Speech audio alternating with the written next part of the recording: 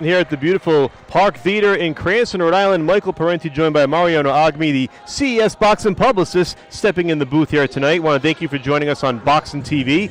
And right now tonight you're watching Winter Brawl, CES's annual winter festivity. It's a great night of boxing tonight here in Cranston. Let's welcome our first fighter to the ring. Ladies and gentlemen, John Medina. Here at the beautiful Park Theater in Cranston, Rhode Island, Michael Parenti joined by Mariano Agmi, the CES boxing publicist, stepping in the booth here tonight. Want to thank you for joining us on Boxing TV. And right now tonight you're watching Winter Brawl, CES's annual winter festivity. It's a great night of boxing tonight here in Cranston. And right now, Mariano, we're watching John Medina from Cumberland, Rhode Island, make his way to the ring from Cumberland by way of Puerto Rico, looking to get that first W. And you know as well as anybody, Mariano, that sometimes the fighter who really wants that W can sometimes be the most dangerous. Absolutely, and originally from Puerto Rico, we know the Puerto Ricans are very prideful when it comes to their boxing, so I'm expecting a bit of that slick sort of boxer-puncher type style from him. And here is Medina. Let's send it back up to Adam Palazzo. And his opponent making his way to the ring, Roberto Cologne. Coming in from Fall River, Massachusetts, Roberto Cologne also in search of his first win. He only has one pro fight. He lost that one to Joseph Chisholm at Foxwoods Casino. That was back in September of 2024. Now, Cologne does have a very good amateur background, a former Golden Glove novice champion, managed by Carlos Alvarado, one of the local managers who also advises Josh Alvarado, no relation by the way, who will be on the card later on tonight. Now, Cologne was supposed to originally face Nicky DeQuatro. That fight got scratched. John Medina has stepped in. It's a big night for Cologne. It's a big spot. Looking to get that first W after a real quick loss back in 2024, and you know he's itching to get in there. Absolutely, and no shame in losing to Joseph Chisholm, one of the blue chip prospects in this region. So we'll see which one can pick up their first win tonight. The following bout is scheduled for 4 rounds in the lightweight division. Introducing first, fighting out of the blue corner, wearing the black and pink trunks. He weighed in at 135 pounds. Tonight he fights in his 5th pro bout, hailing from Providence, Rhode Island, ladies and gentlemen, John Medina.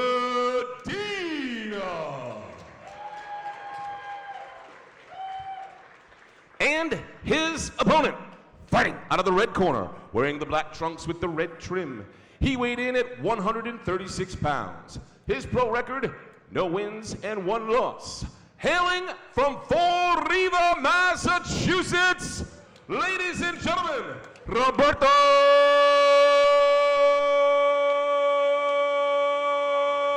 Cologne. The man in charge of the action when the bell rings, Mr. Eddie Claudio.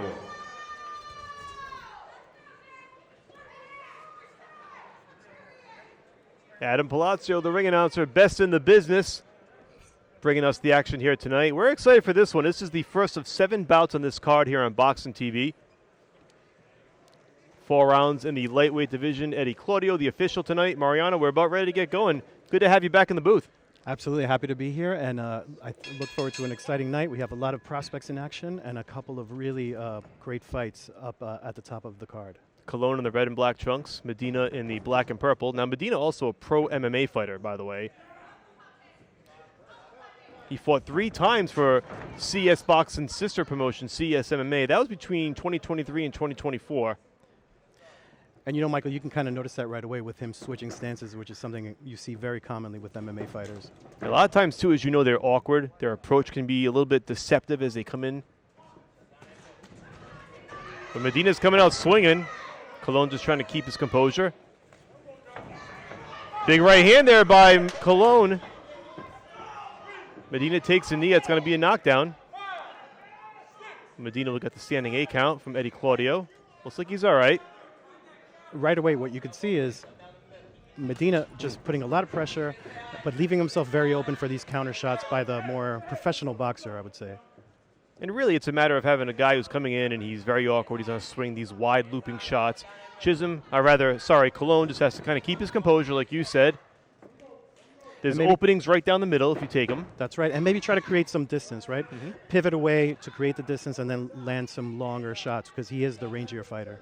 A lot of times in these fights, too, when you don't see a lot of your opponent before the fight, it's a matter of weathering that storm for the first 35 seconds there as Cologne lands again with the right hand.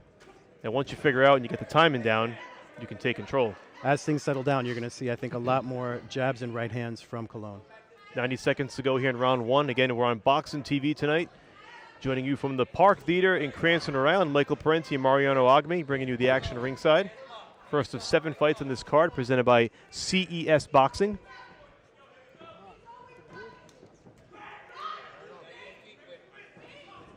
Good round so far for Cologne. Scored the early knockdown. And Medina looks like he's got his legs under him again, so we still have a fight. He's in it. Sometimes fighters who step in there at the last minute don't always have the cardio, don't always have the gas in the tank to go the 4 full rounds. And sometimes they just empty that tank early in the fight. Big left hand that time. And down goes Medina again. Huge left hook. Big looping left cross there. Medina's up. Not quite as light on his toes as he was the first time, but he is bouncing a bit. Eddie Claudio again with the 8 count. Medina's going to keep going. 25 seconds to go in round one. We'll see if Cologne can close this one out. Down goes Medina again. This time from a right hand. And Claudio's going to let it go. We got 10 seconds to go in the round here, so it looks like for all intents and purposes, Medina will survive this round, but it was an absolute whitewash here by Cologne. And there's the bell. And Mike, impressively, Medina wanted to trade again. Medina, listen, he came to fight. He knows he's going to get his money's worth, and so will the fans here. But a good opening round for Cologne as we take a look at some of the replay action, After Mariano. the fights are over, the night continues at Bella Vista. You can see that they're both sort of weighing each other, and there's just a big left hook. Catches him right on the chin. That's a good sign of patience there from Cologne. He's seeing what Medina brings to the table. He's patient, sees the opening there, lands the left hook, and down he goes. But Medina, despite getting knocked down 3 times in that round, a couple you could sort of call flash knockdowns. He popped up quickly. Yeah, But that second knockdown was the big one. That one looked was. a little hurt when he got back up, but he did make it back to his feet. And by all accounts here, it looks like he will come out for the second round. We're taking a look over into that blue corner just to peer over there. Yeah, let's see if that minute break can give him some respite and he can come back strong. He does look like he's got his legs under him again, so.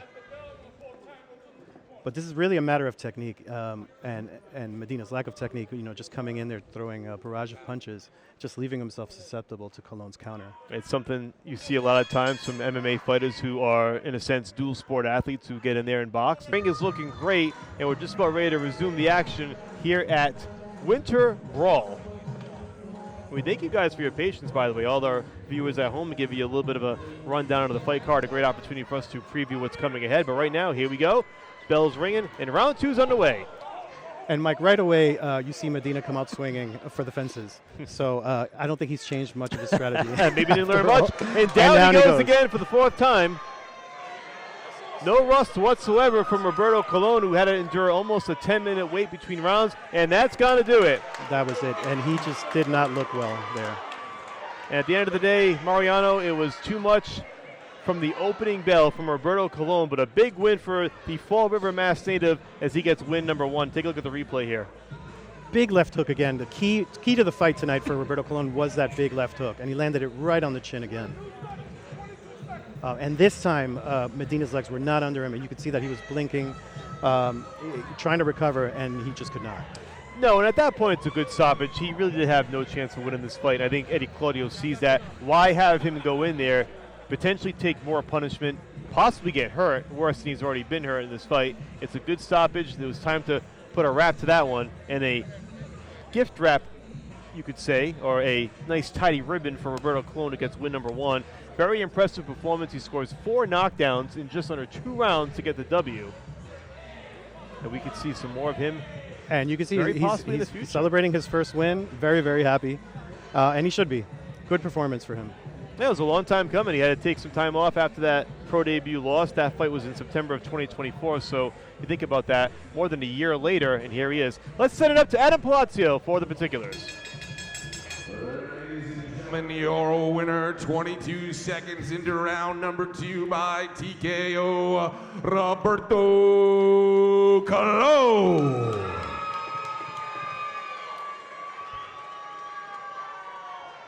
So there it is, 22 seconds into round number 2. Roberto Cologne gets the victory. We've got plenty more to come on Boxing TV. Stay with us. And his opponent making his way to the ring, Josh Alvarado.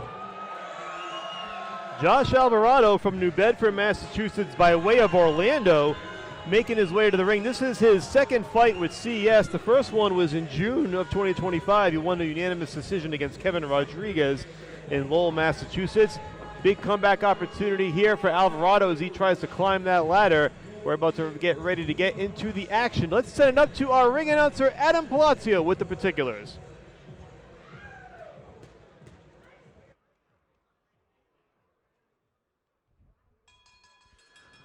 The following bout is scheduled for 4 rounds in the super bantamweight division. Introducing first, fighting out of the blue corner, wearing the black trunks with the white trim.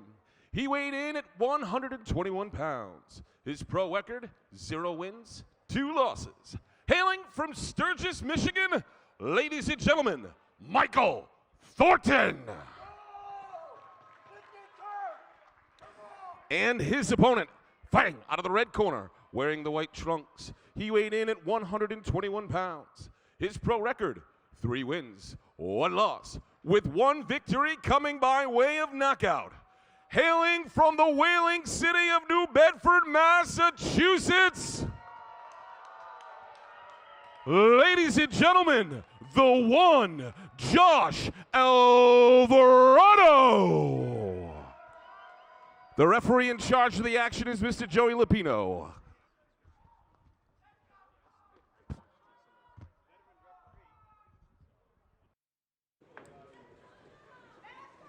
Longtime veteran referee Joey Lupino calling the action in this fight. Josh Alvarado in the white trunks taking on Michael Thornton in the black and white.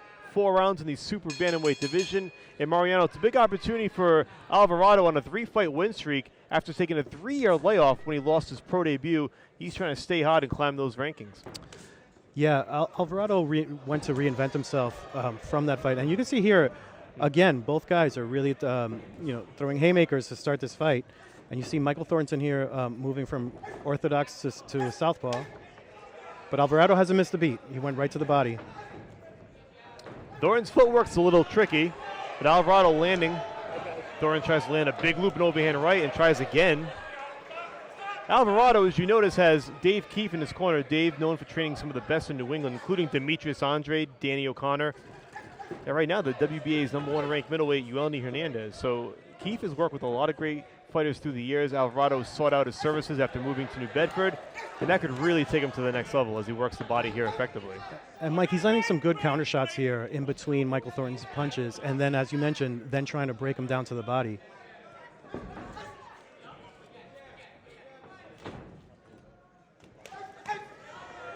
Good 2-punch combo there by Alvarado. Lands the right and the left. And here comes Thornton Alvarado. not moving his head enough. Yeah. Alvarado's starting to pour it on a little bit here. Every time he covers up the body, Alvarado goes upstairs and vice versa. And again, Alvarado ripping into the body here in the final 90 seconds of round 1. Thornton just trying to survive. Thornton's having a hard time absorbing those body shots. It's bringing his hands down where he's susceptible then to overhand rights. And there you go. Big right hand there.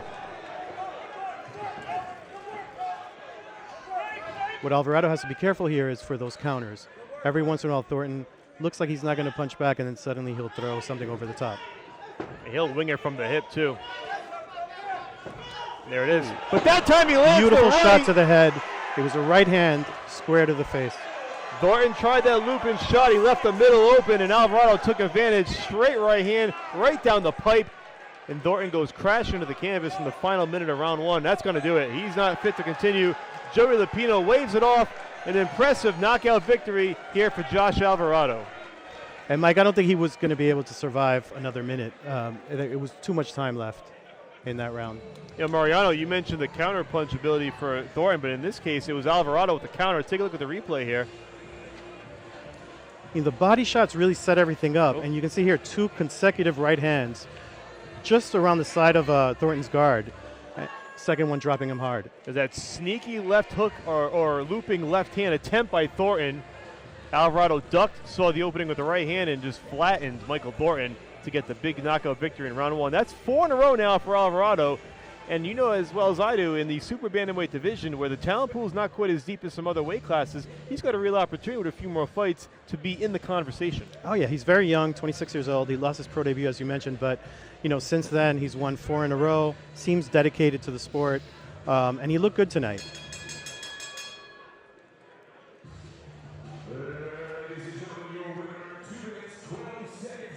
Number 1 by TKO, the one, Josh Alvarado.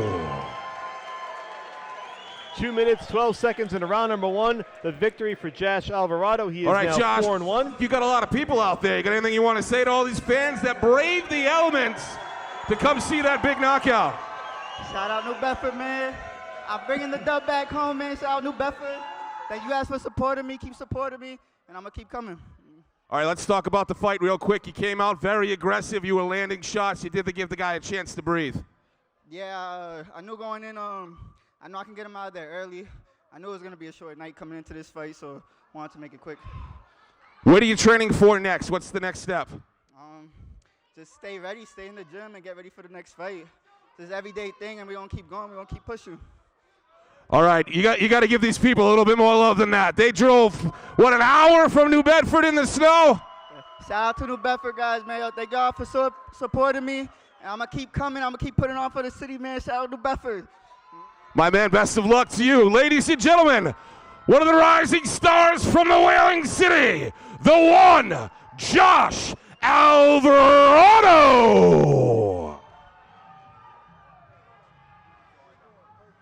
Here with our winner, Josh Alvarado. Big things in store for him. We're going to see a lot more of him in CES boxing for some time. Right now, we're bringing you all the action from Boxing TV. Don't go anywhere. Plenty more to come. Stay with us. All right, let's get back into the action and welcome our next fighter to the ring. Ladies and gentlemen, Johnny Dos Santos.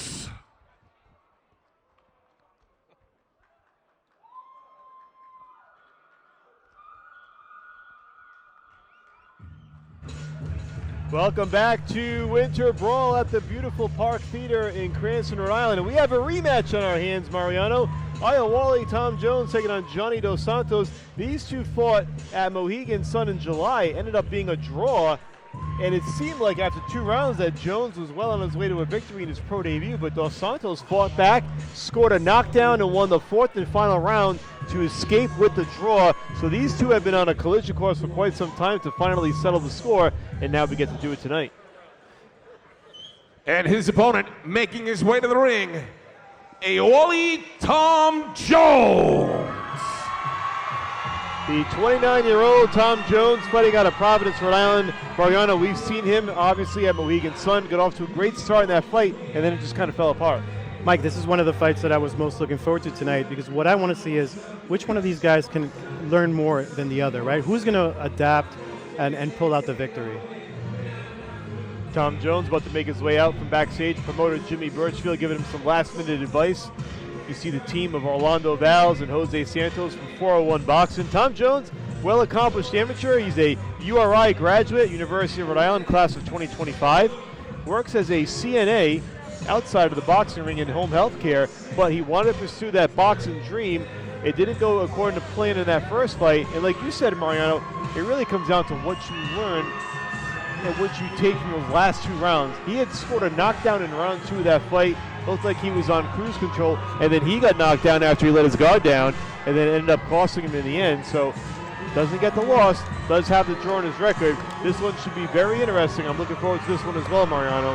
And with that, we're going to send it back up to our ring announcer, Adam Palazzo, for the official introductions.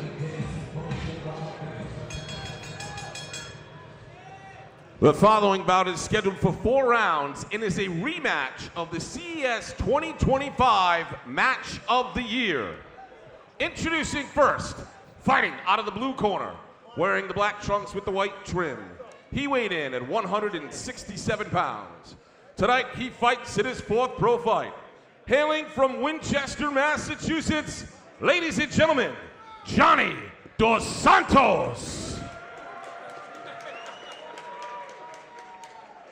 And his opponent, fighting out of the red corner, wearing the pink and green trunks. He weighed in at 168 pounds. His pro record, no wins, no losses, and 1 draw. Hailing from Providence, Rhode Island, ladies and gentlemen, a Wally Tom Jones. The man in charge of the action is Mr. Eddie Claudio.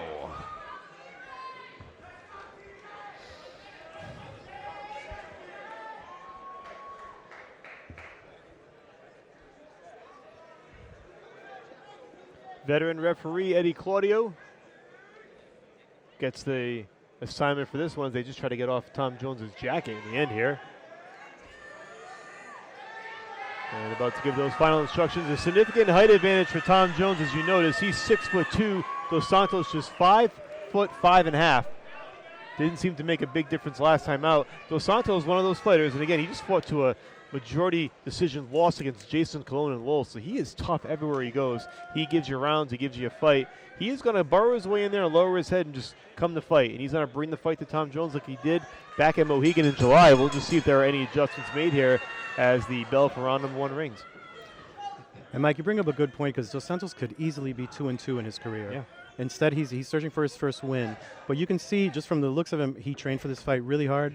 That fight was one of the fights of the year in New England last year. So I'm very anxious to see how it's going to turn out. It's not often you see guys trade knockdowns, end up fighting to a draw in the end, and just have that back and forth. It was such a great comeback for Dos Santos in that fight. And you can see they both respect each other, right? They both have tasted one another's power, and so they're coming out more patient than the first 2 fights that we've seen tonight. Dos Santos trying to set things up with that left jab. Dos Santos in the black and white trunks, Tom Jones in the multicolored trunks with the pink and green trim. And once again, you're watching us live on Boxing TV. Michael Parenti and Mariano Agmi bringing you the action from the historic Park Theater in Cranston, Rhode Island. We thank you all for joining us here on this Saturday night, a frigid Saturday night in New England. And Mike, a lot of national pride out here. Dos Santos, originally from Brazil, now fighting out of Winchester, Massachusetts. Tom Jones proudly wearing his Nigerian flag into the ring.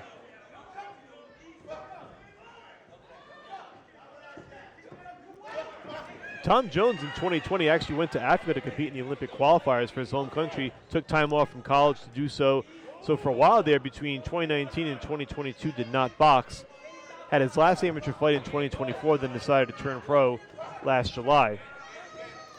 And Mike, one thing I'm noticing right away is Ayawali Tom Jones doesn't move his head much, and you can see that Dos Santos is throwing that left jab and just timing him to try to land that big right hand, which he almost did just now.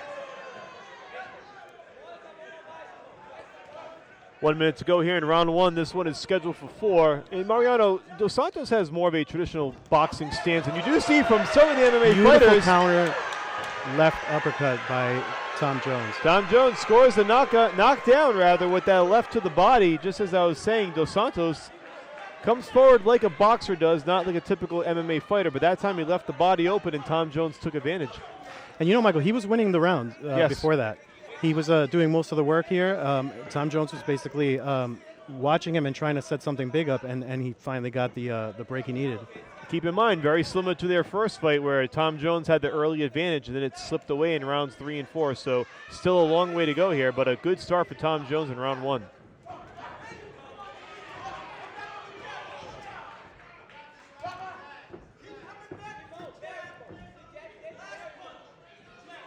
It seems to me that one of the keys tonight is going to be who has more discipline, who can be patient. But as you can see there, they're just trading shots right away as well. Good exchange there. Dos Santos got a couple of shots in Really toward good. the end of the round, but nonetheless, it does go in the books as a round for Tom Jones, who scored that knockdown. Again, that hook to the body. We'll see the replay here, Mariano.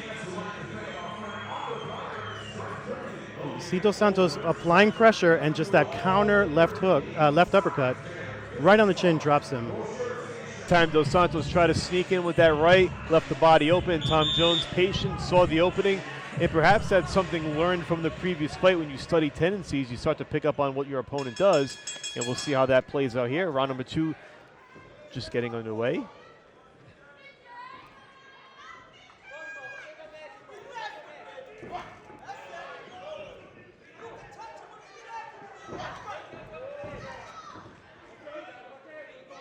Dos Santos not afraid to come forward, and he knows that's what you have to do against a taller opponent. If you fight on the perimeter, you're basically fighting Jones's game. He's got to break into the inside, try to land some shots to the body and overhand rights to the head. Good right hand there Big by right Dos hand. Santos. That one scored clean. That's what he was trying to do in round 1 when he got caught. That time he landed. A good start for Dos Santos here in round 2. And Dos Santos really finding him with that right hand. It's a great key to victory for him tonight. Looks like he's closed the distance gap a little bit here in round 2. He's starting to land a couple of shots here. Much better start for this round than the first round. What he has to do is be careful with those counters. You can see his left hand is a little low, so he is open for a right hand himself. But Tom Jones is just really, really patient. He's not doing much so far.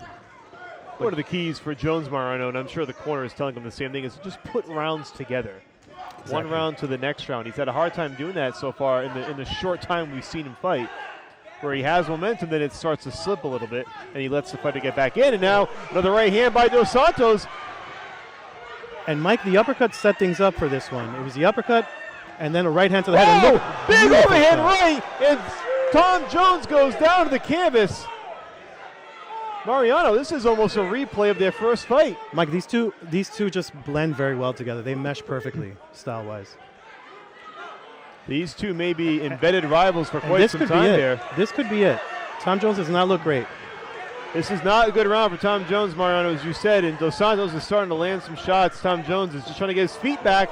He's a little bit wobbly here in the final minute, but he took a big overhand right and went crashing to the canvas. He's just waiting for that big right hand. Big right there and it left, is. and Dos Santos now Putting his punches unloading. together. Jones is going to have to show something or hold on, and you really got to start, as a younger fighter, learn to hold when you're not winning the exchanges. And Jones is not grabbing hold. 30 seconds left, and Big there's right another again. big right hand. Dos Santos has Jones against the ropes. Eddie Claudio watching closely here. Can Jones survive this round? Another right and left. Why is Jones not holding him there? Finally, he's trying to grab hold just to buy some time and get to the corner. But this has been a punishing round for Dos Santos, and here he comes again. Jones backed into the corner. And Mike, Dos Santos is landing some heavy left hooks. Little shot after the bell there, but Jones, he is wobbly just getting back to his corner. And Jones fortunate just to survive that round. Here's the replay, Mariano. As you can see there, the battling jabs, big right hand to the top of the head, to the temple, and down goes Jones. And you can see that his legs weren't really under them there. He stumbled to the neutral corner. That knockdown punch was really just the perfectly placed shot right on the temple, as you said. Look at these exchanges here. Jones is lucky to survive this fight. Some officials might stop it in those exchanges like that. There were when you're not over a answering. dozen unanswered punches Yeah. there. It really depends on the referee you have and his willingness to let you fight your way out of it. And in this case, Eddie Claudio, willing to let Tom Jones fight his way through it. Now we'll see if he can just get his feet back. And Dos Santos not sitting in his stool, right? No. He's ready to go. Dos Santos standing up. Tom Jones slumped over in his corner trying to get some last-minute advice from his trainer, Orlando Valls. Eddie Claudio also came over to check on him between rounds. This, again, almost a carbon copy of their first fight. Good start for Jones, comeback for Dos Santos. Now we're in round number 3, and we have an even fight. And you just knew this was going to be a great fight just from watching that first one. They just, their styles blend so well together. I could watch these two for 8 rounds. Dos Santos again, letting it go, but here goes Jones, and now he scores the knockdown. So a low blow there, but it sounds like they're going to count it as a knockdown. Dos Santos trying to plead his case, but Eddie Claudio scores it a knockdown. He's given Dos Santos the standing 8 count. It looked like it was a borderline shot on the belt line. Dos Santos having a tough time adjusting. But now Tom Jones comes fighting back. We'll see how Dos Santos responds. What a fight. And now Tom Jones starting to open things up. Big left hook to the chin by Dos Santos.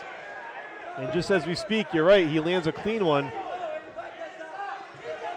It's been very hard for either fighter to build much momentum in either direction. The opponent continues to fight back. We still got 2 minutes to go in this round. And you know, Mike, if Dos Santos doesn't smother his work, if he doesn't smother his own punches, he could win this fight. He has to be patient, set something up. Body shot there by Jones, again going to the body with that right hook. Yeah, Jones definitely focusing on the body now, which is a very smart move. The one thing working against Dos Santos really is time at this point.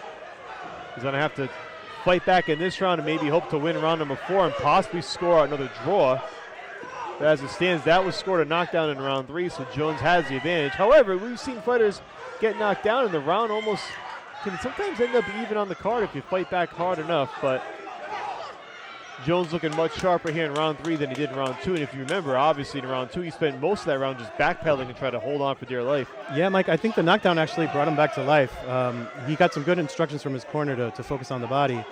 I think you're right. Perhaps a wake-up call for Jones was possibly watching another opportunity slip away, and he came back strong in round 3 from the get-go, scored a knockdown, and now he's in control here with 45 seconds to go in round 3. And Mike, he's trying that counter uppercut again. He missed by just a whisker just now, but he knows that his career is on the line here.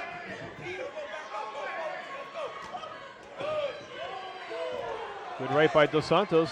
Still 30 seconds to go in this round.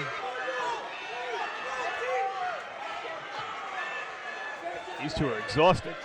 They may have been putting in work since the opening bell of round 1. Almost a frenetic pace for both.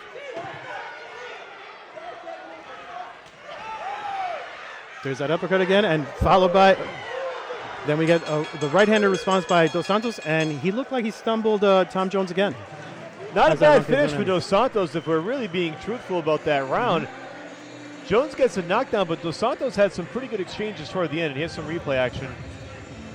Dos Santos is doing some great work, and then he gets caught in what looked to be a low blow. I don't think it was a left hook. We'll take a look at some more action here from this round. But Jones does take advantage, coming back strong after round 2. Now he is in the driver's seat going in round 4.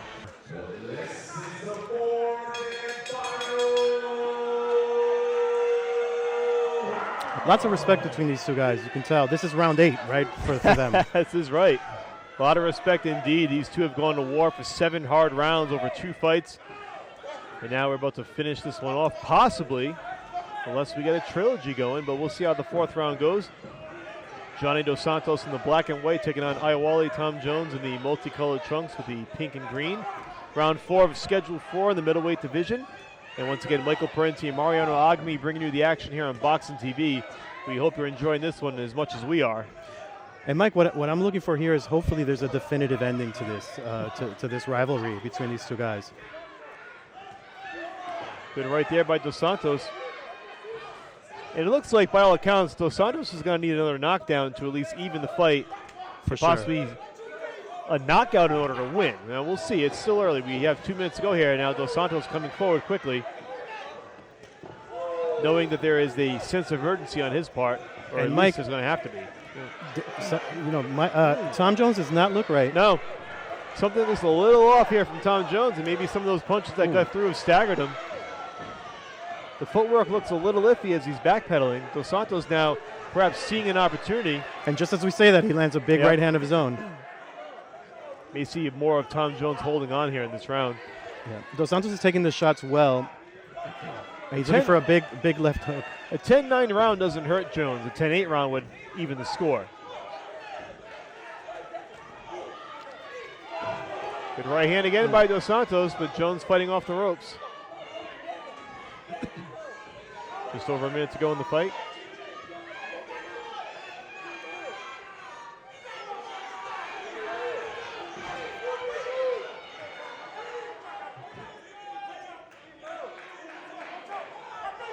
I think, like, you hit the nail on the head, Mariano, early on. These two are just so well matched against each other.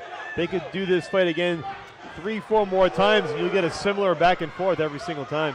And Mike, huge right hand again from Dos Santos. It's been a good round for Dos Santos. I think he's winning this round, but he's going to have to win it in a lot more convincing fashion. Yeah, it's not going to be enough if it's just a 10-9 round. And I think he knows that, obviously, just based on the simple math from the knockdowns that have been scored. There's really no debate on where the fight sits in that perspective. Final 30 seconds here. Dos Santos has to make something happen quickly. You've seen him do it before. It's certainly not out of the realm of possibility. He's going to have to act fast here. 10 seconds left. At this point, this is tough to do. It's when fatigue really sets in here in those final seconds. It's easier said than done. Good exchange there at the bell. That's going to do it. And perhaps an end to this rivalry. But another exciting fight between Iwali Tom Jones and Johnny Dos Santos. And it looks like, from our perspective, that Tom Jones ekes this one out in the end. Here's some replay action from round 4. Some really hard shots here by Dos Santos. Oh, yeah. Buckled his knees there, but he just couldn't do enough to drop him again. And obviously, you can score a 10-8 round without a knockdown, but you really have to overwhelm your opponent to do that. And that was not the case there for Dos Santos. I think that's a simple 10-9 in his favor. Yeah. I think it's a narrow victory for Jones on the cards, at least on my unofficial score. I agree. Card. I think he nicked it by 1 point. Remind everybody again that we don't have any say in how that goes. This is the very unofficial scorecard from Mariano and myself, but that's how we see it going. We're about to find out how it exactly went, but I will say great poise by Tom Jones. That could have really gone and spiraled in a different direction. He had a good first round, gets knocked down in the second, almost gets stopped in the second round. Very easy to lose control there, but he kept his composure, came back, got a knockdown in round 3, and I think did enough there. And at the end of the day, if he gets the W, you have to be happy if you're his team. Not a lot of fighters face this kind of mettle in their first 2 fights. So early in his Usually career. guys have walkovers early on. They get a few easy wins. They don't really get tested. But he's been tested and thrown to the wolves in his first 2 fights. Probably and arguably learning more than most guys learn after 2 pro fights. Without a doubt. He had to deal with adversity. He had to adapt to his opponent. And you saw that he was trying certain things and they were working, as far as that sneaky uppercut that worked for him early in the fight. And with that, let's send it up to Adam Palacio with the scorecard. Ladies and gentlemen, how about a round of applause for both these fighters? After 4 tough rounds, we go to the scorecards. Judge Scunzio scored the fight 37-37. Judge Paolino and Judge Ezzo scored the fight 37-36 for your winner by majority decision, Iwali Tom Jones.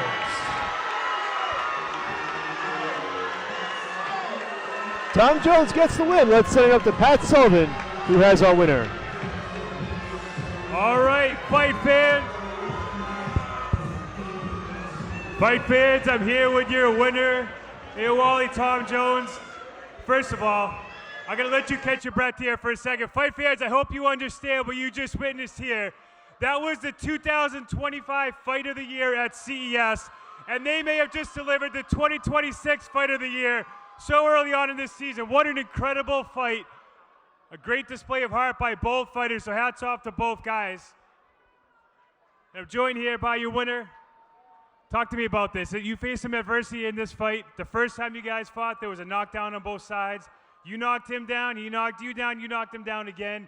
This was a true battle of grit and will. Congratulations for coming out on top, but what is it like to go to a fight like that? Listen, I'm here to fight the best. I want to be the best, so I'm ready to go through whatever. This is just me. This is not my best just yet, but I'm just getting comfortable, and I promise y'all going to see better and better and better. My coach trains me. I ain't let my hands go like I was supposed to, but I still got the job done, and I'm thankful for that. Thank God, thank CES, thank you, Jimmy, thank you to my team, and let's go. Thank you to all my supporters. Let's go. Now, I'll tell you, a lot of fighters who go through the fight you went through the first time you get a draw in the Fight of the Year wouldn't take a fight like that so quickly, but you wanted to fight someone to get that win on your record. That says a lot about you as a fighter. Definitely. I wanted to settle a score. I didn't really get to show who I really was, and I got a draw, and I still didn't, but I'm just getting better and better. I'm getting more comfortable in the ring, and I promise y'all, this ain't this ain't it. We come for the top, and we're going to get to the top. Let's go. Now, there are some fans who here have never seen you fight before, and I'm pretty sure they're fans of yours now after watching you do what you did in the ring. Give them a quick summary. What's your backstory? Where are you from? Where'd you grow up? I'm from Italy, born and raised, and I'm Nigerian as well, so let's go. All right, real quick, I'm here with promoter Jimmy Birchfield Sr. I don't even know how you describe what you just watched out of this young fighter. You have to be pretty impressed. Well, first of all, I'm impressed of him being the man that he is. A graduate of University of Rhode Island, and which means an awful lot to him, and born in, let's say a couple of words in Italian. Ciao a tutti I miei fratelli che mi stanno guardando, voi lo sapete che sono qui, sono il terremoto e noi vinciamo. Let's go. And listen, this is what a true CES fighter does. They fight. Let's give him some love here. Ladies and gentlemen, one more time for your winner, Wally Tom Jones.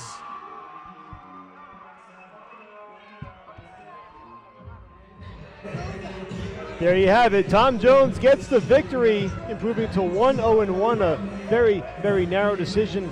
It ended up being a majority decision victory. One judge had it even on the scorecards, but in the end, he gets the W. Plenty more to come, as you heard from him. I'm looking forward to seeing more action and seeing that growth and that development. And with that, we got plenty more to come here tonight on Boxing TV. Don't go anywhere. We're coming back with more from the Winter Brawl. I want to talk about a really exciting event that's coming up here in just 3 short weeks. February 28th, the ring is set up back here at the Park Theater for another edition of CES Boxing. Tickets are on sale now. They're going quick, but we want you all to have first option to come back here on February 28th to watch another exciting night of CES Boxing. And tonight we have a couple fighters that will be entertaining you in the ring that night. So I want to bring one very special fighter to the ring right now. If you follow CES, you've seen him fight in our cage at CES MMA. He's making a CES Boxing debut here on February 28th. Ladies and gentlemen, please welcome Thomas Evans.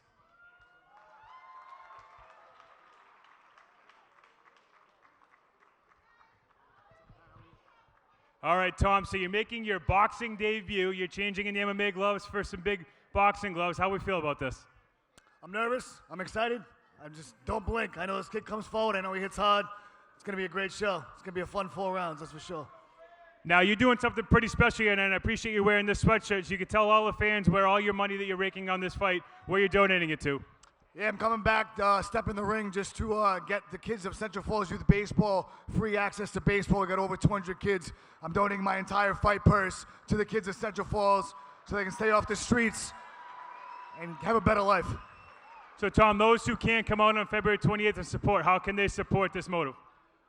We all have Venmo, right? At Central Falls Youth Baseball. Just Venmo us. Right? Every donation counts. It goes right back to the kids. Thank you all. All right, Tom, we have a little surprise here for you. Tonight, in attendance, we have your opponent for February 28th, all the way from Michigan. Ladies and gentlemen, Catriel Young.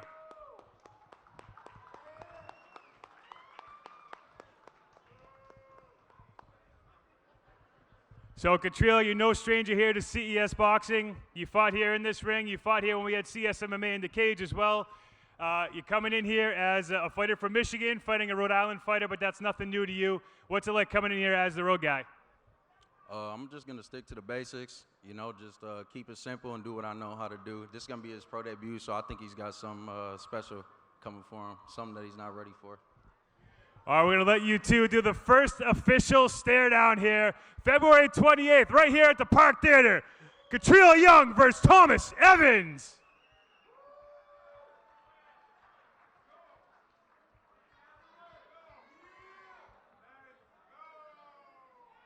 Tickets are on sale here now. You can get them at the box office at the Park Theater or at CESfights.com. More fights coming up here live right now at the Park Theater.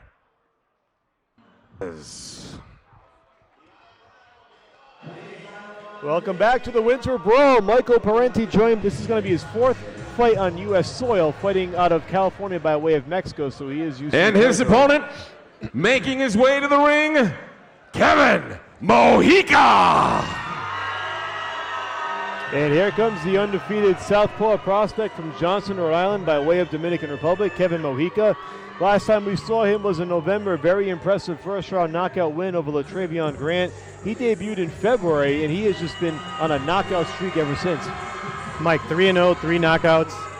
Tonight he is the taller fighter by 5 inches. But, Ishmael Rodriguez is a Mexican fighter, very proud heritage there. So I expect him to definitely give it a shot and see if he can last. The following bout is scheduled for 4 rounds in the welterweight division. Introducing first, fighting out of the blue corner, wearing the black trunks with the gold trim. He weighed in at 148 pounds. Tonight he fights in his 6th pro fight, hailing from California, Ishmael Silvia Rodriguez. And his opponent, fighting out of the red corner, with the red trunks and the black trim. He weighed in at 145 pounds. His pro record, perfect. 3 wins, no losses, with all 3 victories coming by way of knockout. Hailing from Johnston, Rhode Island, ladies and gentlemen, Kevin Cutthroat Moika!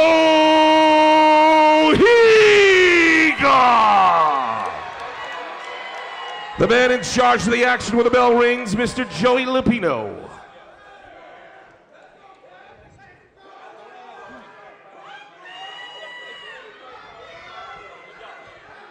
Joey Lupino presiding over the action in this one. We've got 4 rounds scheduled in the welterweight division. Kevin Moika trying to make it a perfect 4-0 with 4 knockouts. Only been past the first round 1 time. Moika, a former baseball prospect. He was a Division II baseball player. Then he tore his rotator cuff, an injury that befalls a lot of baseball players, and then switched gears and switched lanes to boxing. He's coming out swinging early on here against Rodriguez. Yeah, Moika's not wasting any time. No. Moika in the red, white, and black trunks unloading on Rodriguez, who's just trying to lunge forward.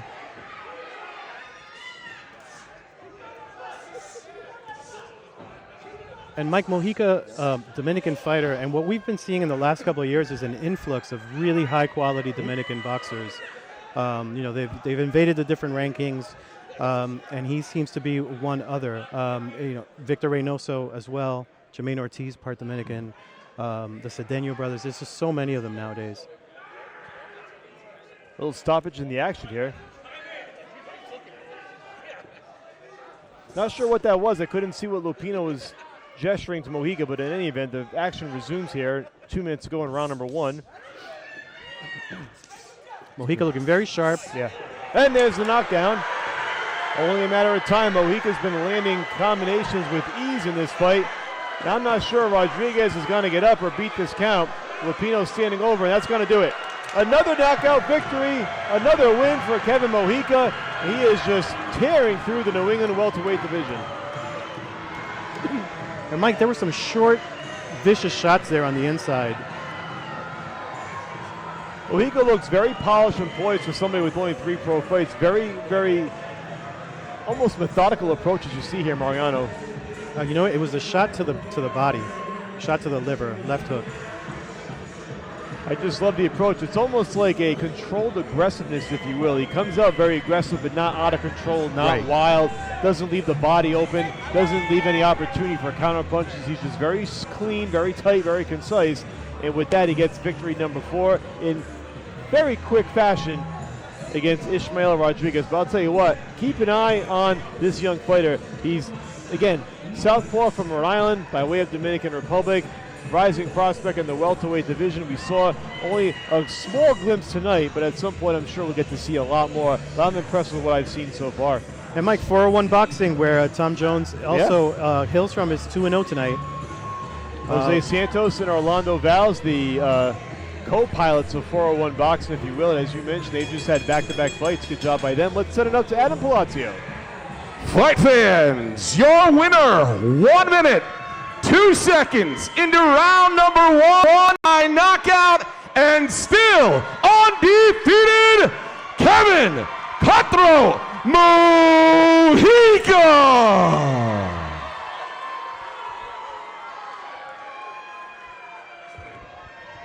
All right, fight fans, I'm joined here by your winner. First round knockout, first minute of the fight. Must feel pretty good. Amazing, amazing I'm feeling, man. Thank you everybody for coming! Now you fought through CES, you fought in Connecticut at one of the casinos, but what is it like to fight here in front of your fans, in front of the people that you live around and have them here and you feel that energy when you walk out? This must be pretty cool. This is home. This is home. Rhode Island's home, baby! I resided from Jersey, you know, I'm originally from Jersey, and I love my Jersey people, you know, but Rhode Island took me in and made me a different person, and I'm appreciative of that. Thank you, Rhode Island! So Rhode Island has always been extremely loyal to their fighters. They've always come out, especially when someone puts on a show like you did. Why are you the next fighter from Rhode Island that all these fans should support? I work hard, man. I work hard. This is all I do, man. This is all I do. I wake up, eat, sleep, boxing, you know, and I'm just thankful that Rhode Island takes me in, you know, and Jimmy Birchfield, CES, has given me the opportunity to step in this ring and fulfill my dream, you know? Congratulations again on the win. I'm going to give you the chance now to thank anybody here. I want to thank Jesus Christ for everything that he's given to me. Thank you. I want to thank everybody that came on and watched it and came in support. I want to thank my 401 boxing family. You know, they can always come and support. My family, my mother, my father, my uncle Cheling, my best friend Jose that came from Jersey. He came 3 hours away to come see me. My whole family came from New York and Jersey to come see me today. And I want to thank every single one of y'all. I want to thank every fan. Stay tuned. Victor Reynoso and Ray Olivera about to put in some pain for the main event. Make sure y'all stay in, stay tuned. Set.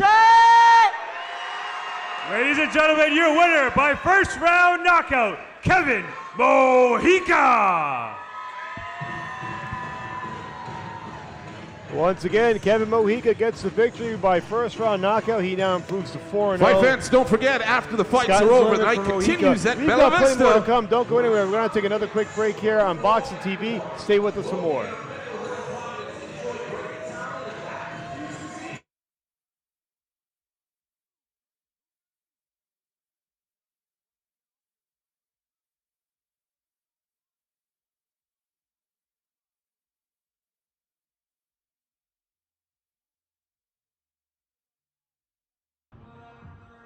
You guys ready for some more boxing? All right, let's welcome our next fighter to the ring. Ladies and gentlemen, Rufus McCaulay.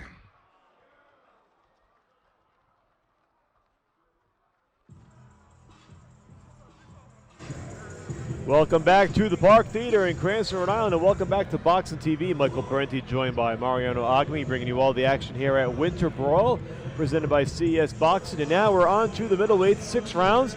And right now you're watching Rufus McCaulay from Germany make his way to the ring. This is going to be Rufus's first fight on U.S. soil. He is 4-0 in his career. 3 of those wins coming by knockout. Very talented 28-year-old southpaw. However, Mariano, it's the element of the unknown. What do we really know about Rufus McCaulay? A lot of times international fighters who come to the United States for the first time, it's very hit or miss. They could be a great prospect, or they could just be somebody who has not experienced the level of American competition yet. But we're about to find out from Rufus. You've seen a little bit here from him. What can you tell us? Well, look, the thing that stands out here is a 6-inch height advantage for Rufus. And, you know, against Maroquin, almost everyone is going to have a height advantage, but this is a massive one. And his, at least on paper, it looks like he has a lot of power. And his opponent, making his way to the ring, Douglas Maroquin.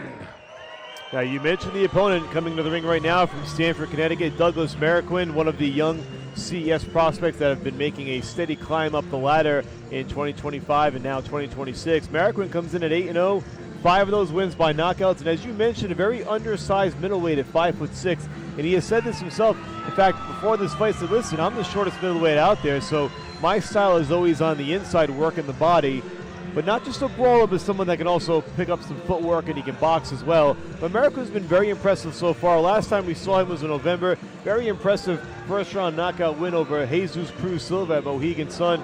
Fought 4 times last year, trying to stay busy again in 2026.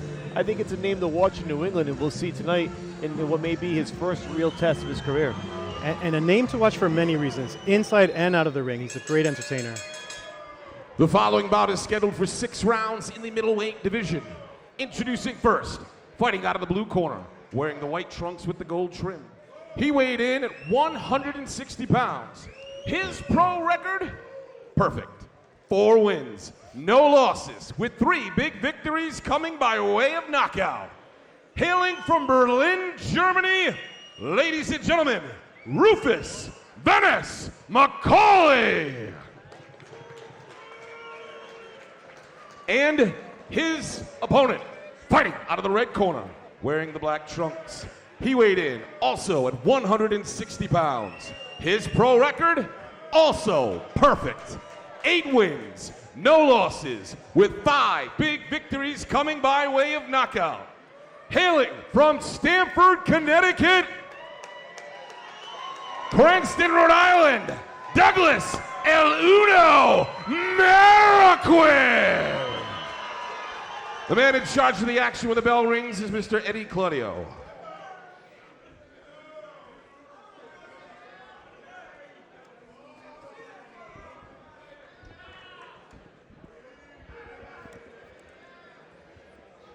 Here we go, 6 rounds in the middleweight division. Douglas Maroquin in the black trunks taking on Rufus McCaulay from Germany in the white and the gold. Very interesting matchup here. 2 unbeaten fighters, both under the age of 30, taking on one another. You don't see it that often. A lot of times undefeated fighters try to avoid each other as long as they can, but not these two.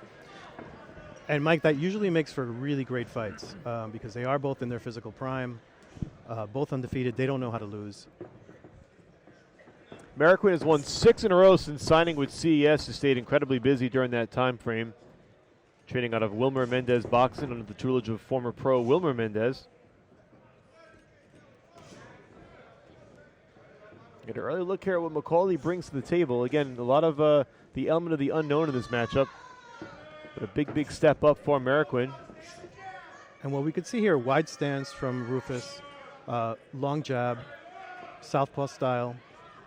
And Maroquin knows he's going to have to fight on the inside, but he said that that's something that he's just used to. He's always the shorter guy in the ring. You can see he's very stocky.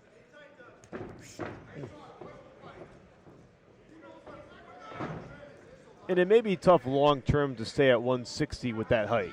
When you really get in there against some of the killers in that weight class, they're going to be a lot taller, a lot bigger. But that's part of the maturation process for a fighter, Mariano. As you know, a lot of fighters sometimes settle into a weight class as they get a little bit older. That's right, that's right. So most of them tend to go up in weight as they get older, which would be a big disadvantage for Maroquin.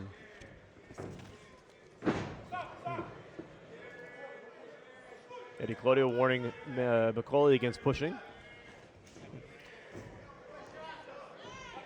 Got a clash of heads there.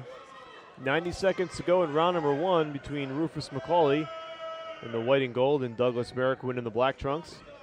Once again, you're watching Winter Brawl on Boxing TV. Michael Parenti and Mariano Agmi bringing you the action here from the Historic Park Theater in Cranston, Rhode Island. CES Boxing and Jimmy Birchfield putting on another classic here in Rhode Island.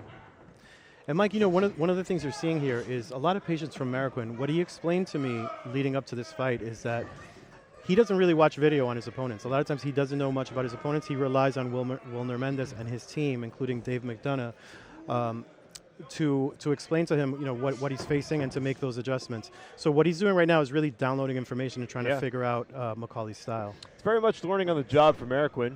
Final 45 seconds here, round 1, and that's something you can do in a 6-round fight. You have a little bit more time to feel out the opponent, and this round's been very much a feeling out round for both fighters. And Maroquin only walked into a boxing gym at around 19 years old, which is pretty impressive. You can see from his style, he knows what he's doing in there. As you mentioned, he's not just a brawler, he's not just an inside fighter. He spent some time in Miami under the tutelage of some Cuban coaches who really taught him how to move around the ring. So he's comfortable fighting both styles. What we see so far is, as usual with when an orthodox fights a southpaw, they're clashing heads a couple of times. So there's always that cut danger. Final bell for round number 1. Very close round. Both fighters taking their time and taking some opportunities to learn tendencies and see what they can do moving forward here. Here's a quick look at some of the action in round 1. A little bit of a slower pace than what we've been used to tonight, for sure. There was that accidental clash of heads that Eddie Claudio mentioned. And there's that push there by McCaulay.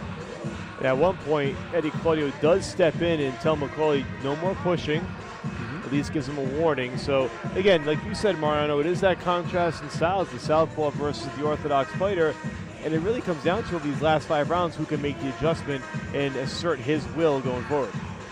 Absolutely, and we're all sort of learning on the job when it comes to Rufus McCaulay. But he does look like a capable fighter now that we've seen him. He's not the typical rigid European fighter. And we've seen this in the past here in New England. A lot of times the New England fighters have taken that challenge against some of the international fighters. They've come in here with big records, big knockouts on their resume, and it really is hit or miss. Yep. You're either getting someone who's a complete, almost a sleeper in a sense, and sometimes you get a guy that really just doesn't have what it takes to step up to that level of competition. We've seen the out-of-town fighters come here to New England, whether Connecticut or Rhode Island, and score upset victories or what looks like upsets on paper. So I wouldn't sleep on Rufus McCaulay, and surely I don't think Douglas Maroquin is either. Yeah, he's got a lot to overcome when it comes to height and reach in this fight. But he's doing the right things. You see he just landed a right hand to the body. And the right hand is a key weapon against a southpaw if you're an orthodox fighter, and he landed another one to the head just now. Good start here in round number 2 for Douglas Maroquin. Perhaps getting some of that timing down against his opponent.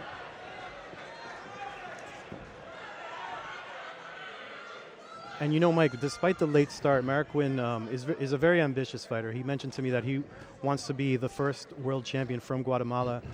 He is half Guatemalan and half Mexican, and he actually grew up partially in Guatemala from ages 9 to 16. So apparently he learned how to fight quite a bit there, but not in a ring. A little bit of a turbulent upbringing, but that's what happens with a lot of fighters, as you know. That's right. And you've done this, and I've done this publicity job as well. And having the opportunity to really sit down and talk with these fighters and share their stories, a lot of them come from troubled backgrounds or disadvantaged neighborhoods, and sometimes they get into those fights on the street. And the best way to channel that aggression in a positive fashion is to step inside a boxing gym, put your hands to use. Without a doubt. Let's just say that he was a soccer player, and he had a lot of red cards during that career. It looks like he's found the right path here in the boxing ring so far. Again, 8-0 with 5 knockouts, trying to keep that perfect record alive against the very tough so far Rufus McCaulay, who's done a nice job here. Yeah, they're both looking to land something big. So far, that hasn't worked, but it's starting to heat up. This is going to be more of a slow burn type fight than the ones that we saw earlier, but the quality is much higher. As you can see, it's more of a chess match. But I think it'll heat up to a point where they're going to start hurting each other. Final minute of round 2. Michael Parenti and Mariano Agmi bringing you the action here on Boxing TV from the historic Park Theater in Cranston, Rhode Island. Nice short right hands there by Maroquin. He's found a nice little home for that punch. Some nice exchanges.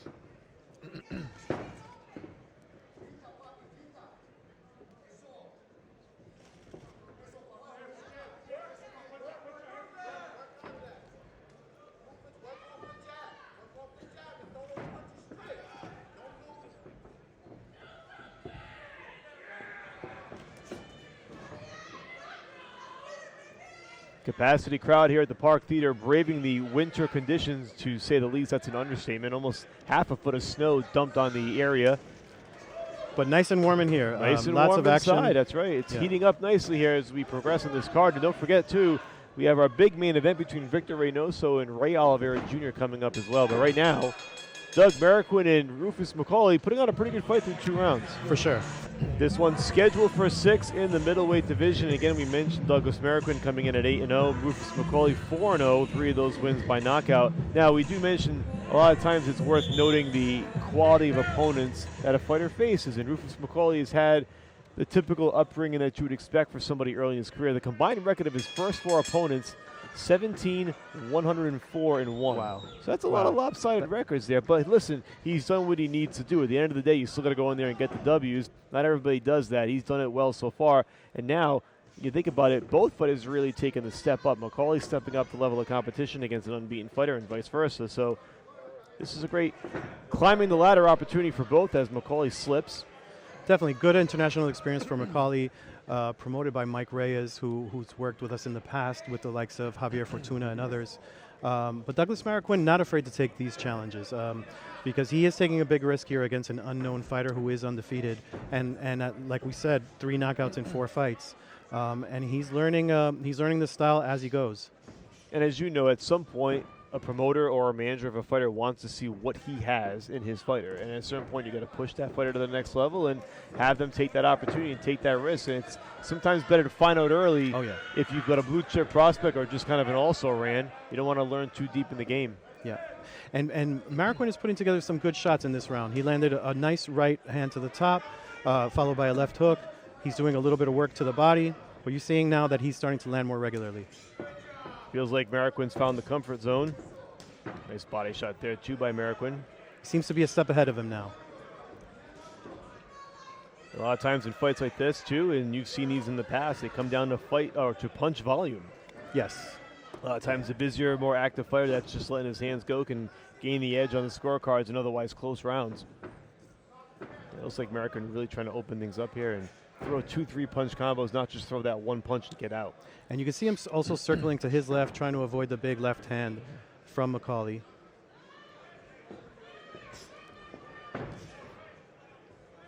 McCaulay finally letting his hands go. Tried an uppercut and tried then a straight left hand. 1 minute to go in round 3. We're almost at the halfway point in this 6-round middleweight bout here at the Winter Brawl, presented by CES Boxing, live on Boxing TV.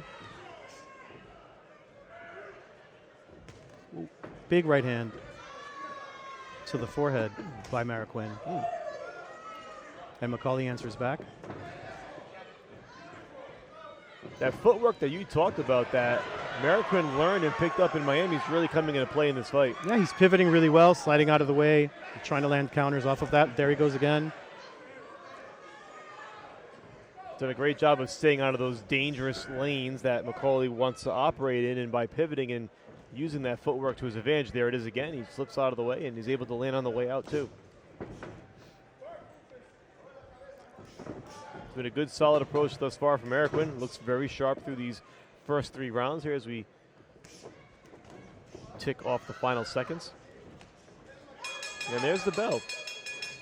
It seems like with each round, Mariano, that Maroquin's starting to really get more comfortable as we move along here. Exactly my thoughts there as well. He's getting comfortable. He's landing some good shots. He's landing with more frequency, and I think now if he puts a little bit more power over the next couple of rounds, he can actually hurt McCaulay. Again, we thank you for joining us on Boxing TV. We're bringing you all the action live ringside in the Historic Park Theater. Michael Parenti and Mariano Agmi live in Cranston, Rhode Island. This is a big weekend in New England, by the way, as we mentioned. Not only are New Englanders digging their way out of the snow, but tomorrow is Super Bowl Sunday. Hometown team New England Patriots taking on the Seattle Seahawks. So this neck of the woods is going to be super charged up by tomorrow. For sure. And here we are at CES, just providing a little bit of an appetizer for everybody, a little bit of a precursor, if you will, to the big game tomorrow night. But of course, we've got the action heating up here on the inside. Still 2 more fights to go. Undefeated Tyler Mccari coming up next. And then our main event, Victor Reynoso and Ray Olivera Jr. So plenty more to come as we get ready for round number 4. And Mike, I read an analysis that said that there are going to be about 25 million people that are going to call out sick on Monday. This was a study actually done. I always wondered if they've ever considered hosting the Super Bowl on a Saturday. Right. You know, sometimes some traditions are hard to break. Right. Or maybe making Monday a holiday. Make Monday the holiday. No one's going to be complaining about that. Doug Maroquin in the black trunks taking on Rufus McCaulay in the gold and white. Round 4 of a scheduled 6 in the middleweight division. And we're slowly starting to see Maroquin pull away a little bit here in this fight, opening up a bit of a lead on the scorecards, at least on our unofficial scorecards.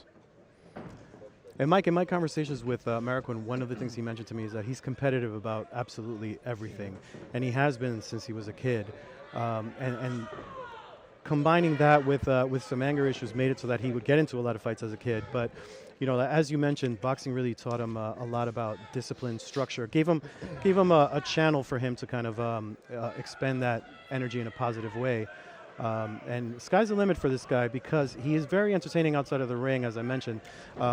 Known to come into the ring with a mariachi band, with a dancing robot. Really entertaining guy, very engaging and articulate. I forgot the robot from Mohegan Sun. That's right. That was quite a spectacle. I enjoyed seeing that. I'd love to see the robot again at some point. Yeah, for sure, for sure. I think he does it at big venues, right? A little bit of a tighter space here on the stage at the Park Theater. Maybe not room for electronics or robotics, but I'm not sure if the robot can go up the stairs. Maroquin so far doing a great job focusing on the task at hand. McCaulay, a nice little combination there. Absolutely. McCaulay's still in this fight, by the way. Anybody that's got the power that McCaulay has is really always just one punch away from turning things around. And if you're Maroquin, Mariano, you got to be careful, and I'm sure the corner will tell them that too. Don't get too comfortable. Even though you're feeling good, the confidence is rising. That's sometimes where young fighters make mistakes. And now we throw another element into the mix because they just clashed heads again, and I think there's a cut open on Maroquin's right eye. And so the question will be, how much does it interfere with his vision? Because we know McCauley's definitely going to try to target that eye. Yeah, that cut's starting to swell a little bit, and you're right, Mariano. Those accidental clash of heads with the southpaw orthodox fighter always comes into play. And it looks like, for the most part, the cut's on a good part of the eye, dripping down the side, not into the eye. But you're right. Sometimes young fighters get unnerved by something small like that. A little bit of a bump in the road along the way. It throws them off their game as McCaulay lands a nice right hook. Yeah, it's going to tell us something about Maroquin, and what it looks like right now is that he is going to – it's going to make him fight. It's going to make him fight. He's not backing away. He's looking to engage. Yeah, that was a good stiff left hand there by McCaulay. Probably the best punch he's landed all night. Yeah, this is a big McCaulay round so far. And just when we think that Maroquin was starting to pull away, McCaulay comes back with a very, very strong round 4, and that now closes the gap a bit here as we go into these final 2 rounds. Yep, it makes it interesting. It adds to the drama here. We now have some blood, and McCaulay finding his own keys to success. Round number 5 about to get underway. Douglas Maroquin in the black trunks taking on Rufus McCaulay in the gold and white. It's been a very methodical chess match between the two, and right now the big story here is that cut over the eye of Douglas Maroquin, the right eye, and we'll see how that plays going forward over these final 2 rounds. I think it's good, Mariano, like you said, for a fighter to face some adversity, even mid-fight. Yeah. Right? See how you can react and quickly, because a lot of times it doesn't just go smooth for the 6 or 8 rounds. You got to get a little bump in the road somewhere. Definitely, because these are 2 quality fighters, right? He's not in against any pushover tonight. So this is expected that there'll be some adversity to overcome. Couple of nice body shots there by McCaulay, letting those hands go a little bit more in this round and more in the round in the round before that as well. This fight is definitely still up for grabs for either of the fighters. I think it's a very narrow fight. I think Maroquin is slightly ahead on the cards, but like you said, still 2 rounds to go. If McCaulay exerts his will over these final 2 rounds, that could really shift the pendulum in the other direction. And it looks like Dave McDonough has done a good job in the corner with Maroquin's eye. I don't see it bleeding at the moment, but we'll see because they have been clashing heads a lot tonight. No, you're right. It's another very underrated aspect, having the right cut man. That's right. Who can close those gaps and close those wounds. If you don't have the right cut man, that cut opens up within seconds of the next round. Throws you off the game a bit. Definitely. Halfway through round 5. Good exchanges here by both fighters. Very close round. This one's still anybody's round.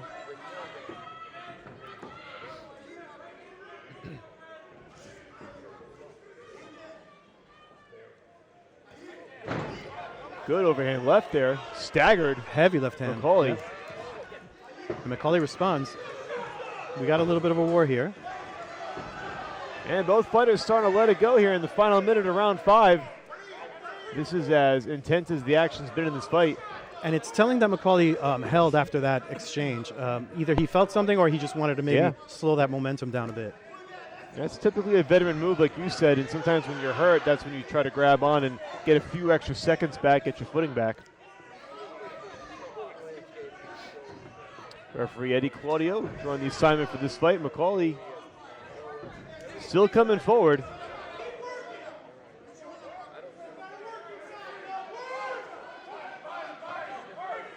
These guys really starting to grind it out here at the end of round 5. Still a very, very close round, and final 25 seconds can make a difference in a close round. You land a couple of big shots there, that's the last thing the judges see. That can sometimes get the round in your favor. A body shot there by Maroquin. And Mike, one of the few advantages of being the shorter fighter here for Maroquin is he makes himself a small target and he explodes. And there's the bell for round 5. Very close round. I think perhaps Maroquin did just enough over that final minute to pull that one out. He landed some pretty good body shots there. Here's some of the replay action. But McCaulay, I'll tell you, he's still coming forward here. We're going to have a very good round 6 if it plays out the way we expect it to, because right now, I'm not sure if either fighter or either corner could say with confidence that their fighter's winning the fight. Mike, I think they got to come out and get this round. Yeah, Mike, I think we're probably hearing very similar instructions from both corners. And that instruction is, you got to go out and win this round clearly, because the fight is at stake. It's still up for grabs. It comes down to this round.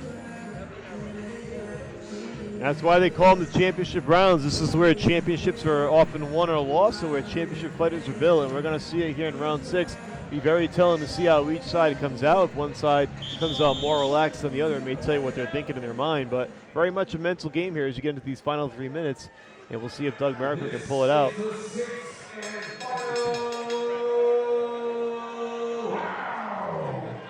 Maroquin trying to go to 9-0. McCaulay trying to get to 5-0. McCaulay in the gold and white trunks. Maroquin in the black. This is the 6th and final round of this middleweight clash. Been a very entertaining fight so far.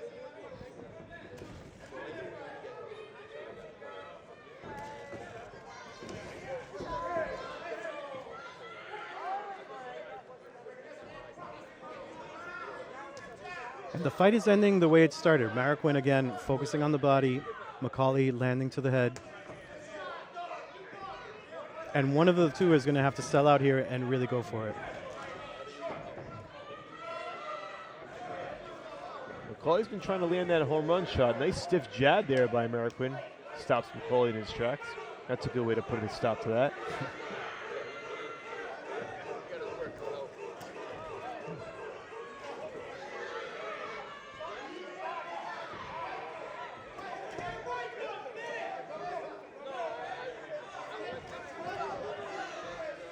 Maroquin digging to the body again.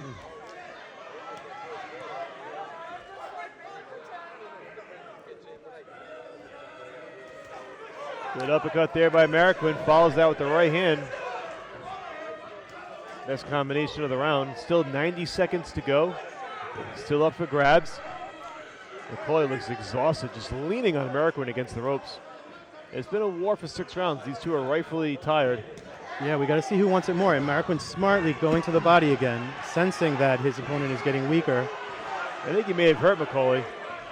Looks like he's staggering a bit now, and here comes Maroquin again trying to apply some of the pressure. Those body shots are really adding up, Mariano.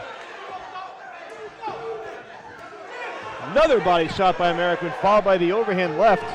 Ooh. And another body blow. Right hand. And he's got McCaulay in some And now it's an trouble. all-out assault, and we can sense that the tide is turning here again. Maroquin really starting to pull away here in round 6. Huge round for the hometown favorite.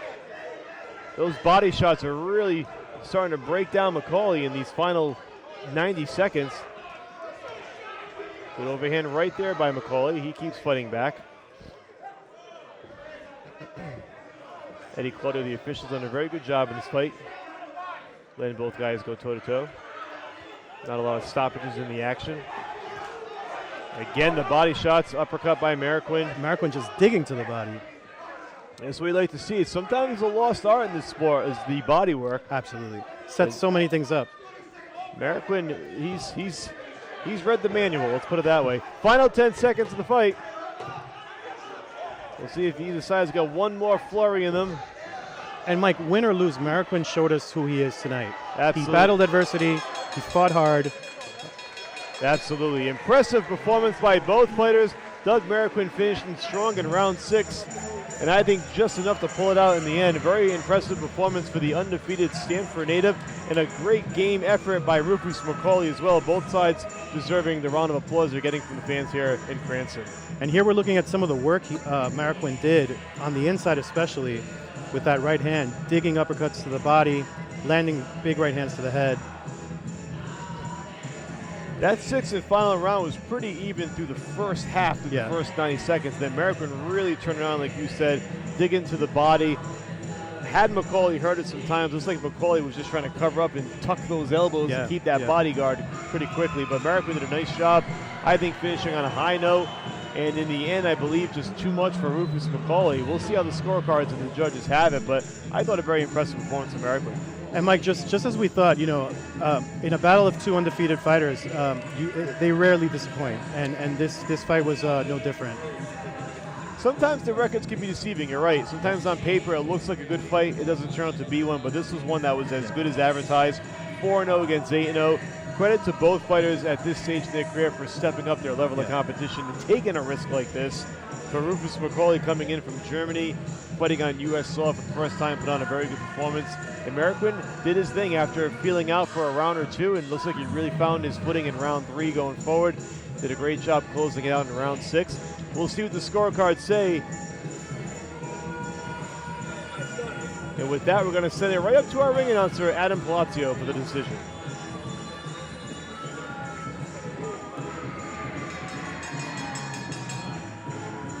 Fight fans, how about a round of applause for both these warriors? After 6 tough rounds, we go to the scorecards. Judge Ezzo scored the fight 57-57. Judge Paulino, Judge Apisi scored the fight 58-56. For your winner, and still undefeated, Douglas Maroquin.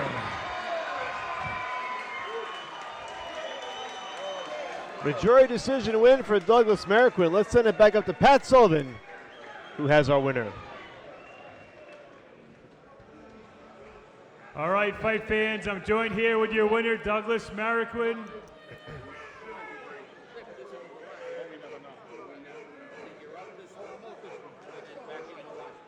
All right, Douglas, a lot of adversity there in this fight, but you knew you were going to get into a tough fight when you signed to fight an undefeated fighter as good as he was.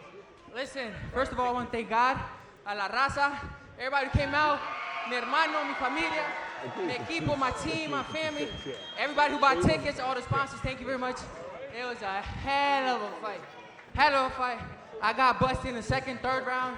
I couldn't see, but we got the job done. Let's go, baby. What happened over there, Coach? You good? Coach, we good, right? So you must have learned a lot about yourself in this fight. I know deep down you probably expected you could handle a situation like this, but until you actually do and you get through and you get your hand raised and still undefeated, I know that feels pretty good, but what did you learn about yourself tonight? I got grit, I got heart. I went against an undefeated fighter, 4-0, 3 knockouts. He has a ton of amateur fights. Listen, we never sat down. Also, I want to thank my team again, CES Promotions, Will, Bell, everybody in the CES team. Thank you very much for making this come true. And without you guys, we wouldn't be able to perform for them. And thank you to everybody who bought tickets. Thanks to you guys, we also could perform for you. So thank you very much.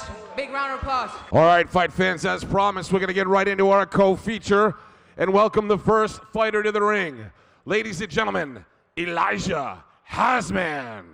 Jumping in here, willing to get in the ring and let it go, and he's 0-2, but you know something, this is sometimes the most dangerous when a fighter comes in, you know nothing about him, maybe he can pull off the surprise. We'll find out soon. And his opponent, making his way to the ring, Tyler Mccari. You hear that roar from the crowd. Tyler, My Time Mccari. From Cranston, Rhode Island, the hometown favorite. 2-0, 2 of those wins by knockout, just 25 years old. He's a 5'11" right-hander. Last time we saw him was in November, Mohegan Sun. A quick first-round knockout win over Catriel Young. He is again one of these recent CES signings that has been designed to rebuild this roster, the best in New England by a landslide. And Mccari's a big part of that. His father was a fighter, a Golden Glove champion. He boxed a bit when he was younger. After high school, played Division III basketball. Decided boxing was going to be his route after an injury derailed his basketball career. And now here he is. He's a showman. He looks the part. He looks great in the ring. And he's just trying to take those steps forward. But so far, what we've seen has been very impressive. And there he is, Tyler My Time Mccari, trying to go to 3-0. Let's send it up to our ring announcer, Adam Palazzo, with the official introduction. The following bout is scheduled for 4 rounds. Introducing first, fighting out of the blue corner, wearing the black trunks with the white trim. Tonight he fights in his 3rd pro bout. Hailing from Michigan, ladies and gentlemen, Elijah Hasman.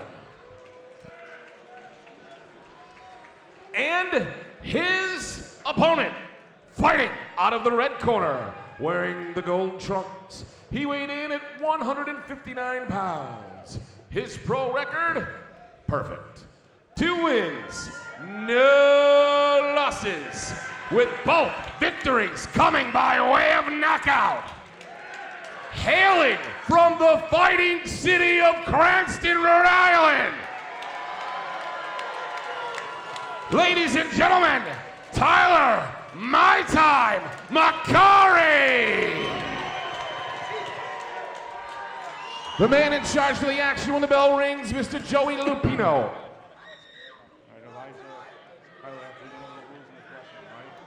Tough, clean fight. Keep it clean. Touch him up. Good luck out there. Let me see it. Let me finish it. Right. I'm not calling that low right there. That's not low, right?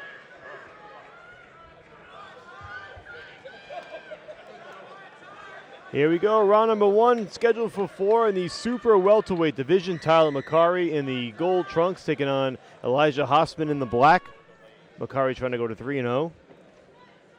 Very short amateur career for Mccari, only 10 amateur bouts before jumping into the pro ranks at 25 years of age. So a bit of a late bloomer on the pro scene, but trying to make up for that lost time very quickly in 2026. Absolutely, and given that his father was a Golden Gloves champion and he's following in his footsteps, you get the impression that boxing was probably always in his life. So despite the fact that he had a short amateur career, I'm sure he was probably in the gym a lot as a kid.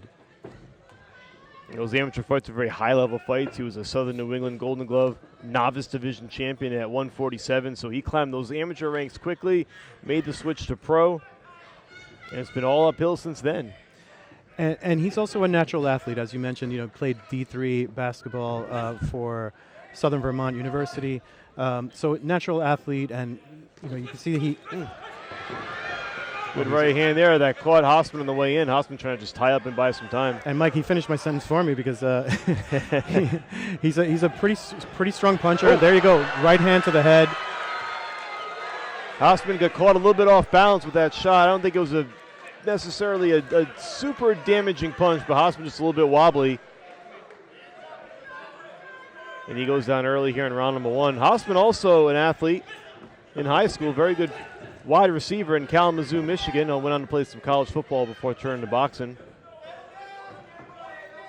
And despite taking the fight on one day's notice, hopefully he was preparing for a fight, and he does look like he's in decent shape. A lot of times, you're right, that can be very deceiving at times. Sometimes the fighter has a fight lined up, it falls through, they happen to be in the gym, right? They get the phone call, they're ready to go. It's not necessarily a fighter just getting off the couch after 6 months and taking a fight. Exactly, they still have to make weight. But Mccari definitely in control here, landing some vicious shots. Hasman, it is worth noting, hasn't fought professionally since 2022, so it's been a while. But again, he's been in the gym, he's been active, he was able to come back here and get into this fight, again, on very short notice and make his way to Rhode Island yesterday. So probably not on a lot of sleep either, but he's there and he's fighting, he's competing. Mccari so far just trying to feel things out.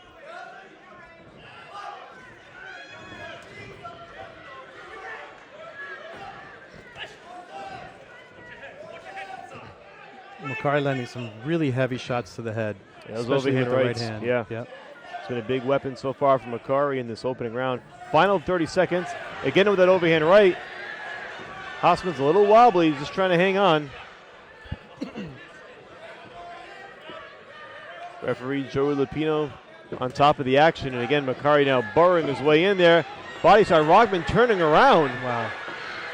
It doesn't look like he really wants to be in the ring. He's just covering up here. He should take a knee. And Lupino's going to stop it. And that's a good stoppage. It looked like Hasman really didn't want any part of it in the end. He was turning his back to his opponent.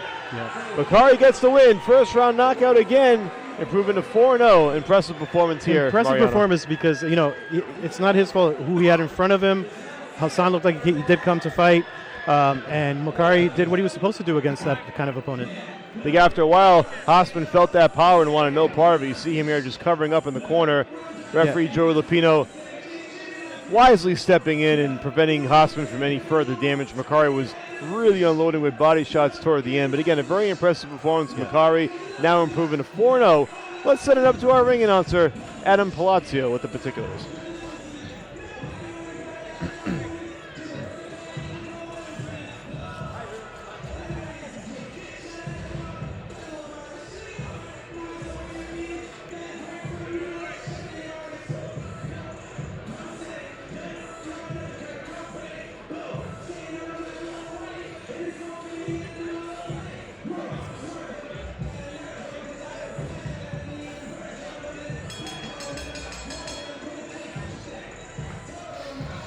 Ladies and gentlemen, ladies and gentlemen, your winner, 2 minutes, 51 seconds in round number 1 by TKO, and still undefeated, Tyler, my time, Mccari. Fight fans, are you ready for your main event? Let's welcome our first fighter to the ring, Ray Olivera Jr.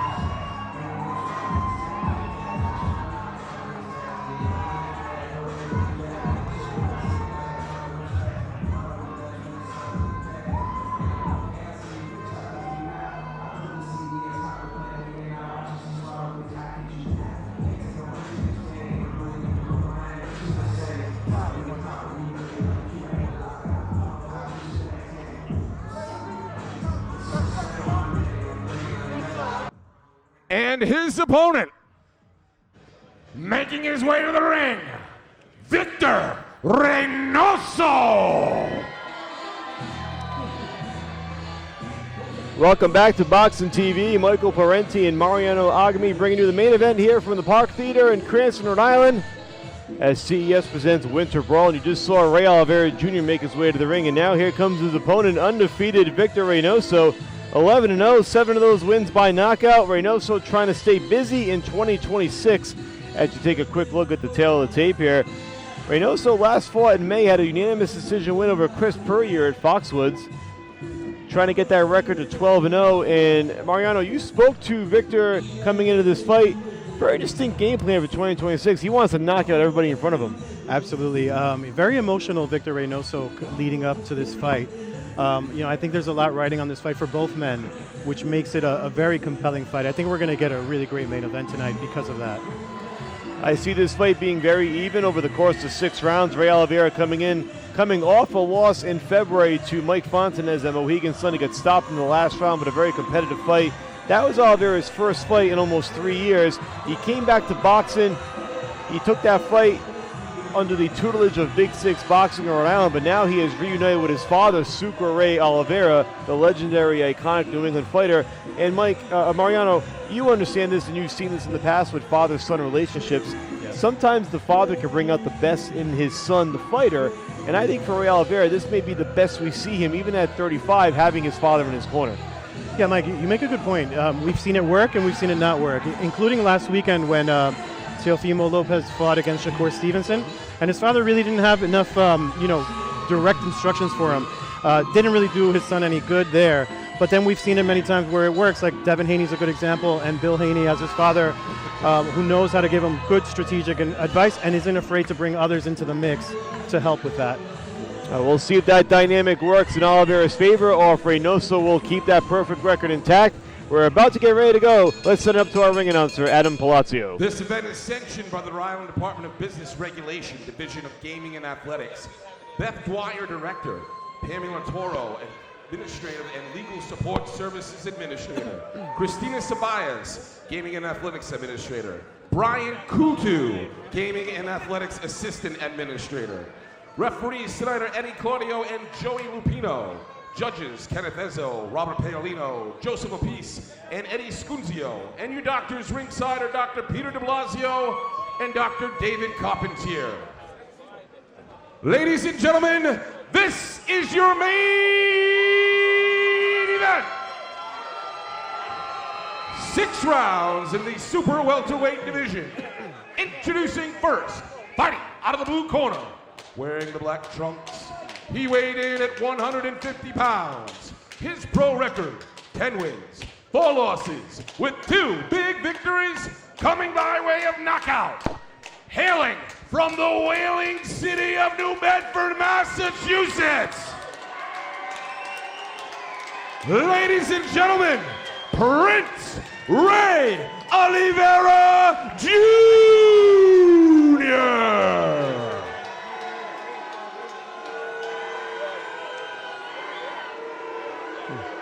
And his opponent, fighting out of the red corner, wearing the red trunks. He weighed in at 154 pounds. His pro record, perfect. 11 victories, no losses, with 7 big wins coming by way of knockout. Hailing from Providence, Rhode Island,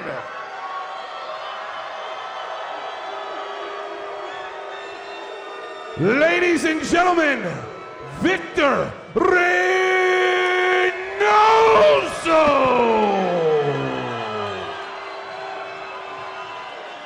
The man in charge of the action when the bell rings, Mr. Eddie Claudio.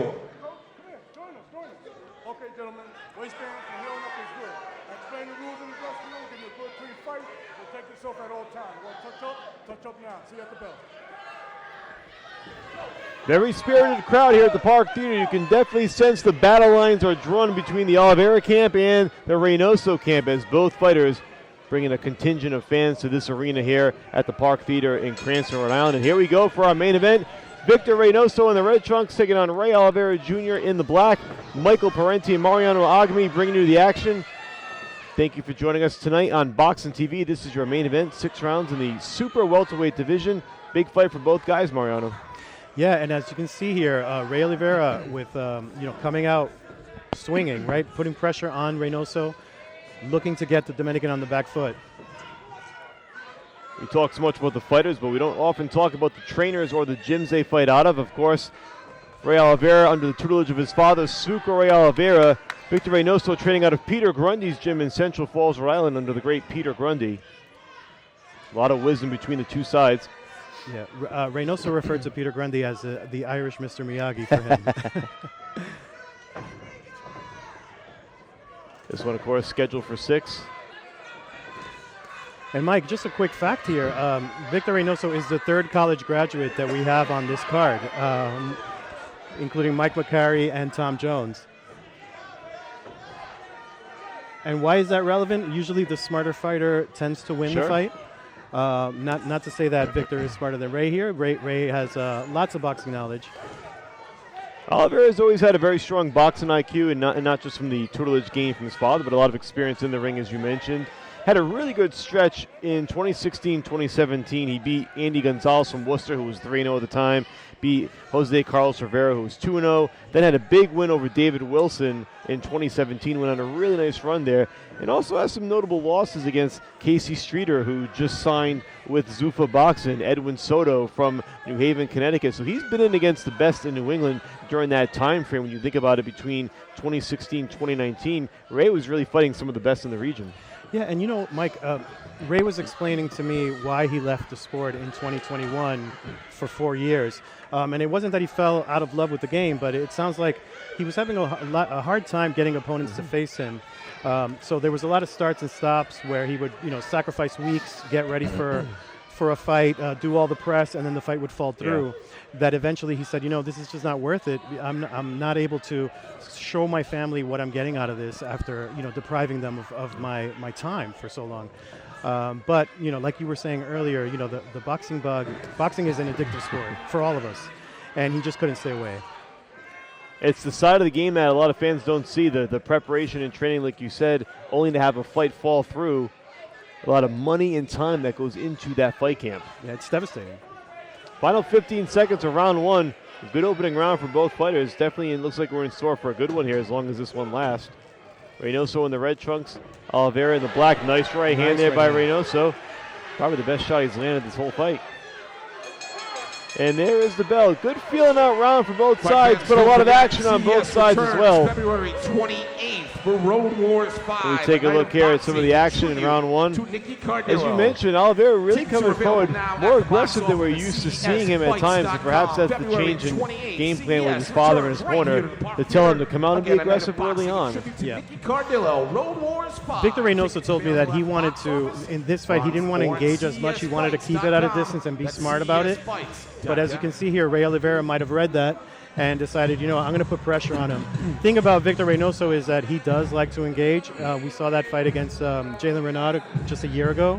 They actually fought a week apart between Victor Reynoso beating Jalen Renaud and Ray Olivera coming up short against Mike Fontes, just short. It was a really good fight. Very close. He ran fight. out of steam at the end. And that win for Reynoso over Jalen Renaud was in 2025 after 4 years away from CES. He had lost some time due to COVID between 2019 and 2021, had a 2-year layoff, and now Reynoso really trying to make up for the lost time. He's 32, and as he mentioned to you, Mariano, in some of those pre-fight interviews, it's a big year for him. Yeah, big year. He said he's working on his MBA when he's not training, but what he really wants to do is become a world champion, and this is the year that he plans to really become active, fight as much as possible, and make a mark in this sport. Olivera very aggressive. Looks like he slipped. Not sure they're going to call that, and that was called a slip. Reynoso kind of spun Olivera off him, but Olivera has been very aggressive, really coming forward in the second round. Yeah. He does look like he has a lot more energy than he did when he fought Mike Fontanez. Yeah. And maybe having his father in his corner helped a lot with that, right? The expectations are high for Ray Olivera, just having your dad there. And he's looking to execute. I agree with you. I think it's night and day from the Fontanez fight. He looks so much better through these first really round and a half. And I know it's early, but I think he's just been more aggressive. It looked like he was always on the defensive against Fontanez, who was the aggressor on the other side. But you're really seeing him come forward. Reynoso fighting on the outside, and he seems comfortable doing so. But Olivera, I feel like as the shorter fighter, is going to have to be more aggressive. Yeah. And he's so far doing that. Now whether that aggression leads to something remains to be seen, but you see him here trying to work the body, coming forward against the taller Reynoso.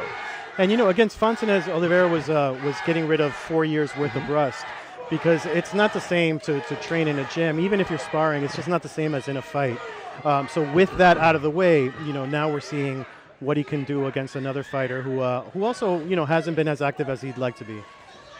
A lot of times you think 35 may be toward the tail end of a fighter's career, or that there are a lot of tread on the tires, but that's not really the case for Olivera. As you mentioned, he had 4 years off. He's only had 14 pro fights. That's not a high number for 35. For sure. If he stays in shape and stays active, he can keep going for a couple more years and maybe beyond that. Yeah, and for Reynoso, he's you look at his record, he's 11-0, 7 knockouts, but he is 32 years old. So he is an older prospect, and that's why there's such a sense of urgency for him, where he wants to make his mark in the next couple of years. Yeah, COVID-19 pandemic was a very interesting, unique time in boxing. It seemed like the only fighters who stayed busy were the ones who fought on major promotions with major TV deals behind closed doors, closed-off arenas. Big uppercut there by Reynoso. That one caught Olivera's attention. But as far as the regional game, that died out a long time during COVID. It took almost 2 years for a lot of that to come back. CES only ran one show between 2020 and 2021 during that time, and really even going further back than that. And a lot of guys were on the show for a long time. Yeah, look, it damaged many careers. It stalled many careers. Yeah, for sure. But even for the promoters, it was tough out there. And when everything opened up again, the question is, do you have a TV deal? Are the venues still going to be there? Final seconds here of round two. Another one in the books. So far, I think Olivera, After the fights as are over, aggressive the night as he has continues been, I at think Bella Vista, Reynoso's landing the located better at Federal punches. Hill in Providence. Yeah, Food, Reynoso is a drinks, pretty hookah, dangerous music. puncher, Valet as he parking showed against also Jalen Renaud. available. Bring your ticket stub and get 20% Now the question is, off Mariano, on everything. we saw Bella Reynoso, there's Vista, that slip the home early in the tonight's round. official Reynoso winter landed brawl a big, after big party. uppercut toward the end of round number 2. Spruce Street in I thought, Providence. again, landing the There it cleanest is. shots, there it is right there. But Olivera has been very aggressive letting his hands go. Now it becomes a matter of what these judges prefer. Yeah. We don't know that until we get to the end, if we get that far. And again, we've talked about this so many times in boxing. Sometimes the aggressive fighter who lets it go, even if only 40-45% of those punches are landing, they sometimes get the nod on the scorecards. Yeah. Round number 3 of a scheduled 6 about to get started. I think we're in for a good one here, Mariano. We've been treated to 2 very competitive rounds between Victor Reynoso in the red trunks and Ray Olivera in the black, and they just have to fix a little trim there on the trunks before the bell rings. I believe it's an issue with the cup on the belt line. Referee Eddie Claudio on top of it, and we're ready to get underway. Once again, thank you for joining us on Boxing TV. Michael Parenti, Mariano Agmi bringing you the action here from the beautiful Park Theater in Cranston, Rhode Island. Another superb showcase by Jimmy Birchfield and CES Boxing. And we have a bit of a cat and mouse game here, but the thing about it is it's a big mouse. He punches back. He may be the harder puncher between the two, Victor Reynoso. Reynoso tying up that left arm of Olivera, and Olivera just said, I'm going to let that right hand go. Through 5 or 6 overhand rights. Good left hand by Olivera. Yep. What Victor Reynoso is going to try to do here is open up some space, right? Try to create some space because Olivera is trying to smother him here. It's also worth knowing this is the first time that Reynoso has headlined a fight card in New England, and while that may not seem like much, there's a lot of pressure that comes with that. Yeah. Ray Olivera has been on that road before. It's a big deal. I'm sure a lot of people calling you on the week of the fight, wanting to get tickets, wanting to show support, and it's, you know, it could be distracting for many fighters. Olivera famously headlined against Edwin Soto at Bally's Resort Casino in Rhode Island back in 2018. Still coming forward here, Mariano. Yeah, and landing some good shots to the body, Ray Olivera. And now a right hand to the head. Good 2-punch combo. Reynoso follows with a sneaky right hand. Now Reynoso going to the body.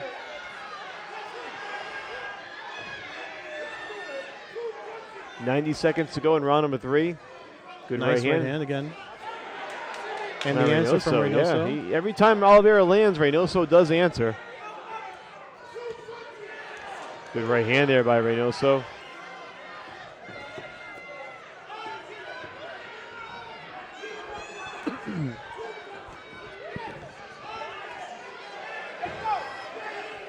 A double right by Reynoso caught Olivera in his footsteps. Final 60 seconds of round number 3. A very good back and forth round. What you can see here is if Reynoso can't create the distance, he's going to have to shorten his shots, and I think he's been doing that a bit this round. And they are having an effect. Got 2 shots to the body, 1 to the head from Reynoso. And through it all, Olivera continues to press forward. He's been aggressive since the opening bell. Yeah, he's not deterred.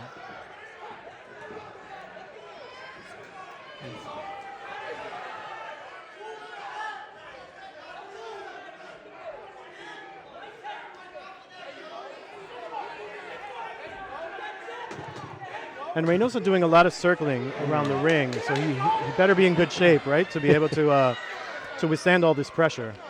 Fighting and throwing punches on angles. He landed a good right before the end of that bell. Another good round for Reynoso there. I thought he really started to pull away halfway through it, even though, again, Olivera, all the credit in the world as he comes forward. But now, Mariano, as he's coming forward, he's starting to eat some shots. Yeah. I think that defense is starting to wane a little bit. Yeah, he's having his moments, but occasionally, you know, he walks straight ahead. So if his hands aren't up, he's gonna be eating some shots. And that's the difference, really. You come in forward with that game plan, you got to have the defense to match it, because you are going to eat some shots when you're coming forward against a tall, rangy fighter like Reynoso. And now it looks like that defense starting to crack a little bit for Olivera, particularly in the latter half of that third round, where I thought Reynoso did a very nice job. Maybe the best stretch of the fight for him, really, over those final 90 seconds to 2 minutes.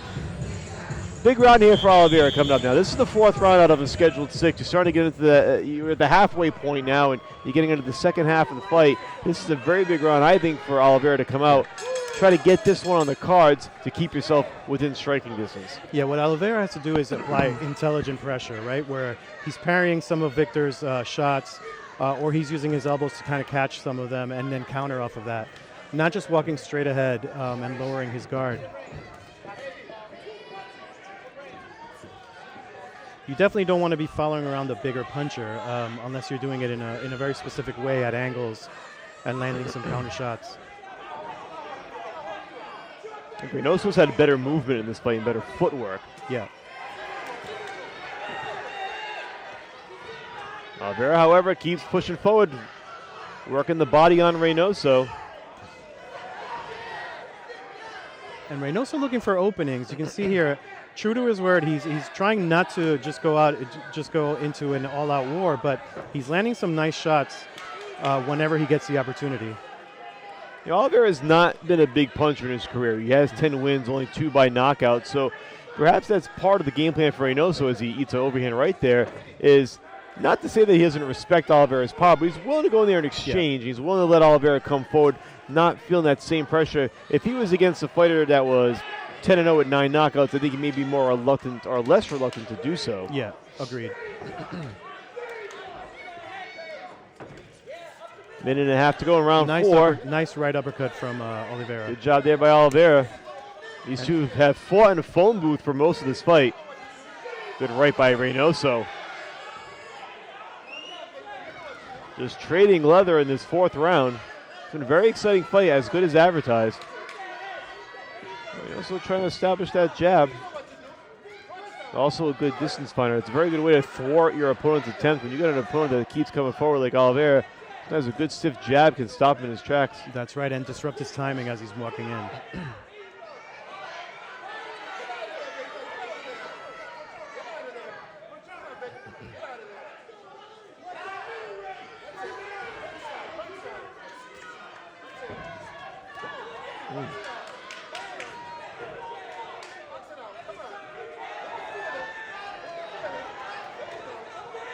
And as elusive as Reynoso is tonight, he is getting caught with a few shots, and I think there's only a matter of time before he decides, I'm going to stand and trade. Yeah. And I think that'll make a difference because I do think he's the bigger puncher here. Worth noting here as we head into the final 20 seconds of round 4. We're now really getting into the deep waters of this fight, the 5th and 6th rounds. The fatigue is going to set in, and then it becomes a matter of which style that favors. Does Reynoso gain the edge in a sloppier fight than a Ray Olivera? Olivera has been in these waters before. He's been in the later rounds of a fight. Reynoso has had more knockouts on his record. He's only gone the distance 4 times, so you wonder if that's a slight advantage for Olivera. Sometimes that gets negated just by talent and by performance, but we know Olivera is certainly not unnerved by going deep into a fight.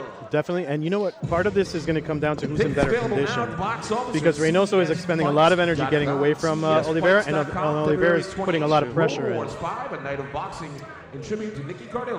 And we can see here, Reynoso did try to increase his activity at times. Maybe less power on those punches, but definitely trying to land and score.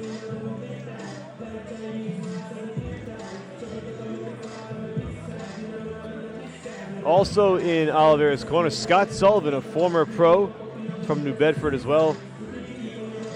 Been a close friend of the Olivera camp for quite some time. Fought under the guidance of Ray Sr. during his pro career, imparting some of that wisdom on Ray Jr. and Victor Reynoso. And Mike, having seen Ray Olivera Sr. many times, how do you compare the two fighters as far as their style? You know, Ray Sr. was more of a volume puncher in his time. He set CompuBox records throughout the course of his career. He would go in there and throw punches on top of punches and really just wear down an opponent. I don't think Ray Jr. has that same acumen. I think he's trying to emulate some of that style in this fight. But certainly I think Ray Sr. was the higher volume puncher in his career. But again, you see a lot of these similarities in how they come forward in their aggressiveness. They're both super aggressive fighters. Just guys that are willing to go in there and take a few punches in order to give a couple on the back end.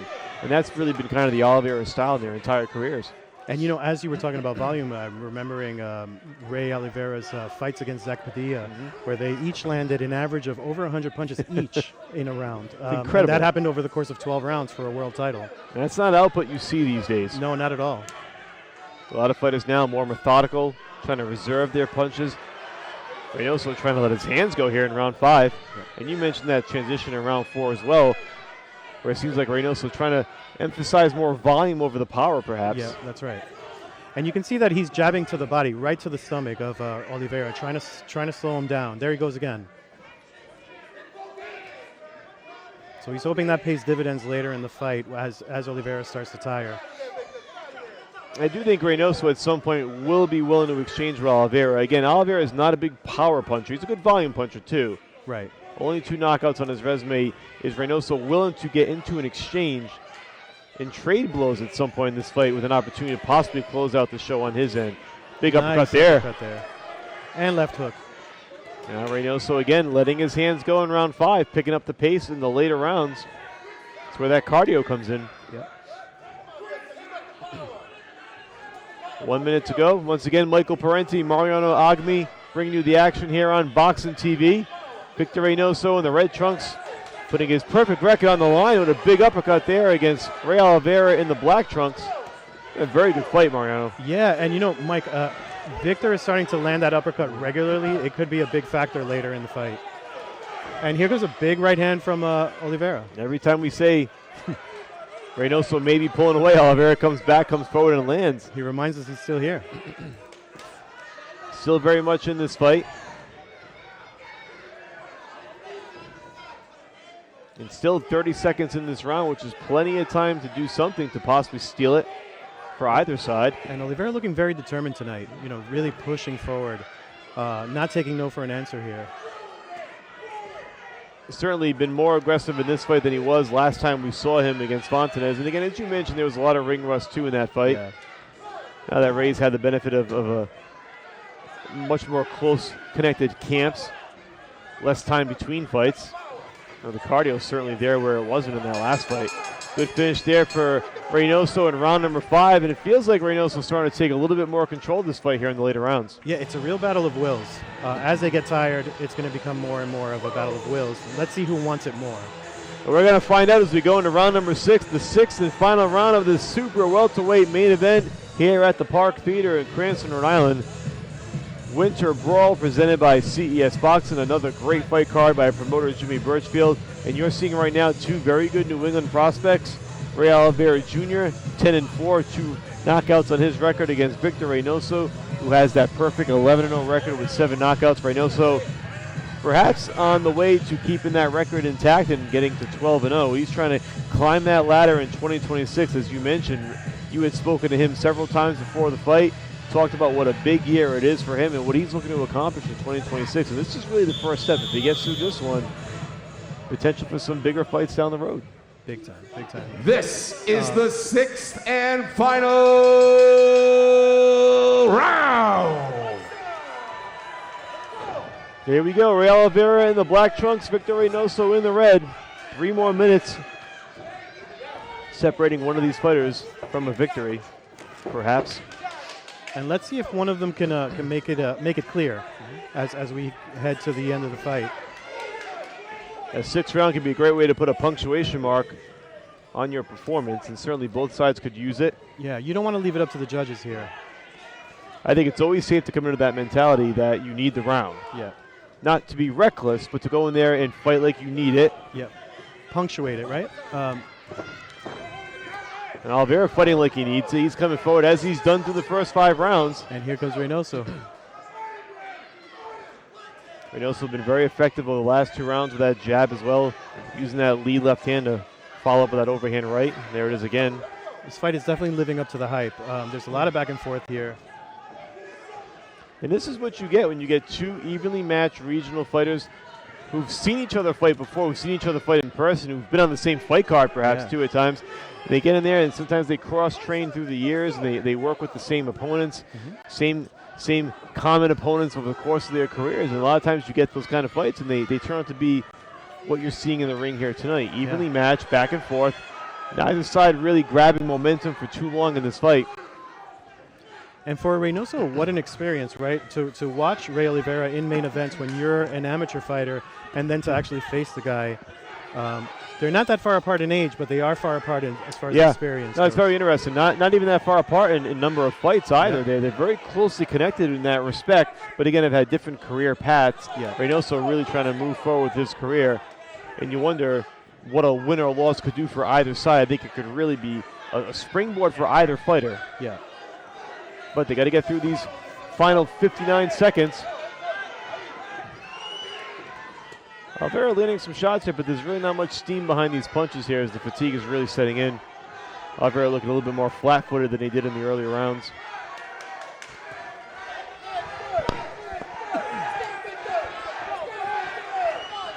"35 seconds. Reynoso trying to put that punctuation mark. Trying to land that uppercut again.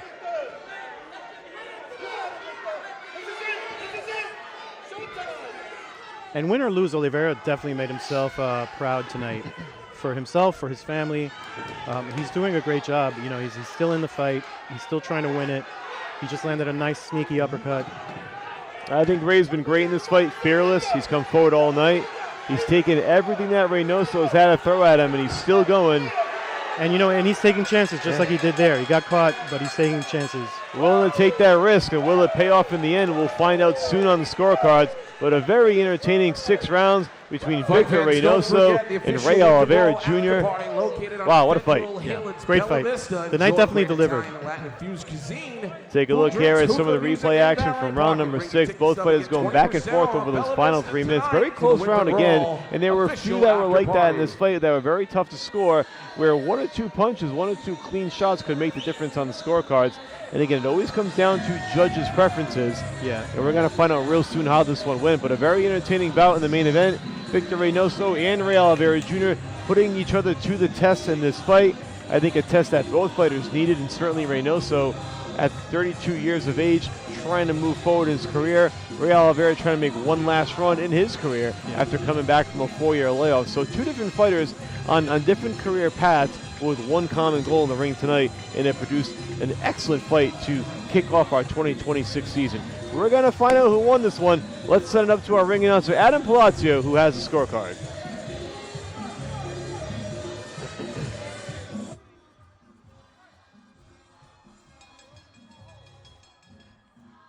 Fight fans, I need a loud round of applause for these 2 warriors.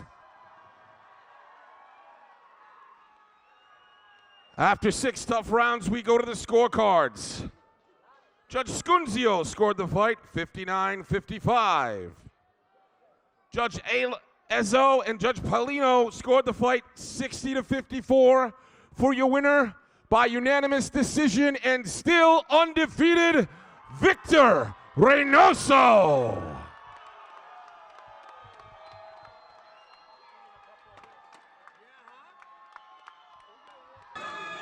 Well, there you have it. Once again, Victor Reynoso with the win by unanimous decision. A couple of very wide scorecards. 2 of the cards had Reynoso winning every round.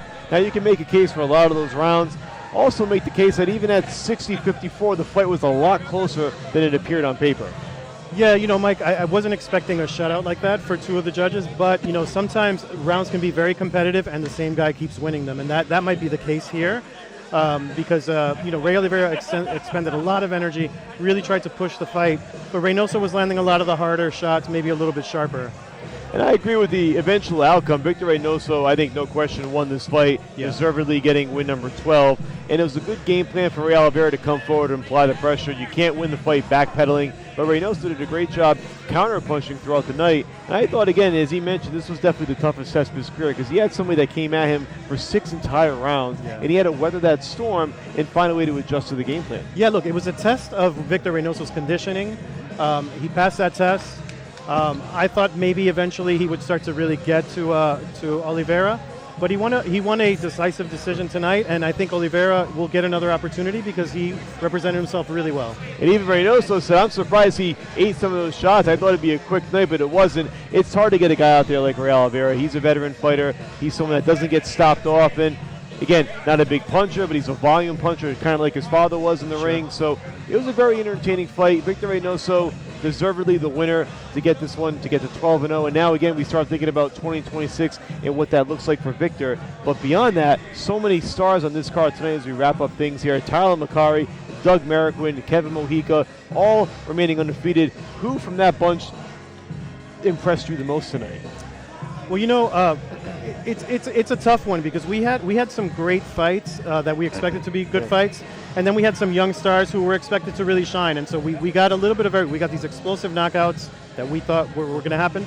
But to me, the Maroquin fight against the German, who was also undefeated, to me, that's what stood out because Douglas had to deal with the fact that this was a good fighter. There wasn't a lot of tape for him. For you to study, and he had to overcome a cut to his right eye to pull out the victory. Absolutely. Doug Maroquin stepping up against the element of the unknown, against Rufus McCaulay, a fighter that he did not know a lot about coming into the fight. Does a great job swimmingly, came through and got the unanimous decision victory. So many great stars tonight. This is what it's all about here at CES Boxing. It's building stars. It's building fight fans. We thank you for joining us. We hope that we developed you into a fight fan that will join us at some time in the future on Boxing TV or any platform. He's Mariano Agmi. I'm Michael Parenti. Thank you for joining us, and we'll see you next time at the fights.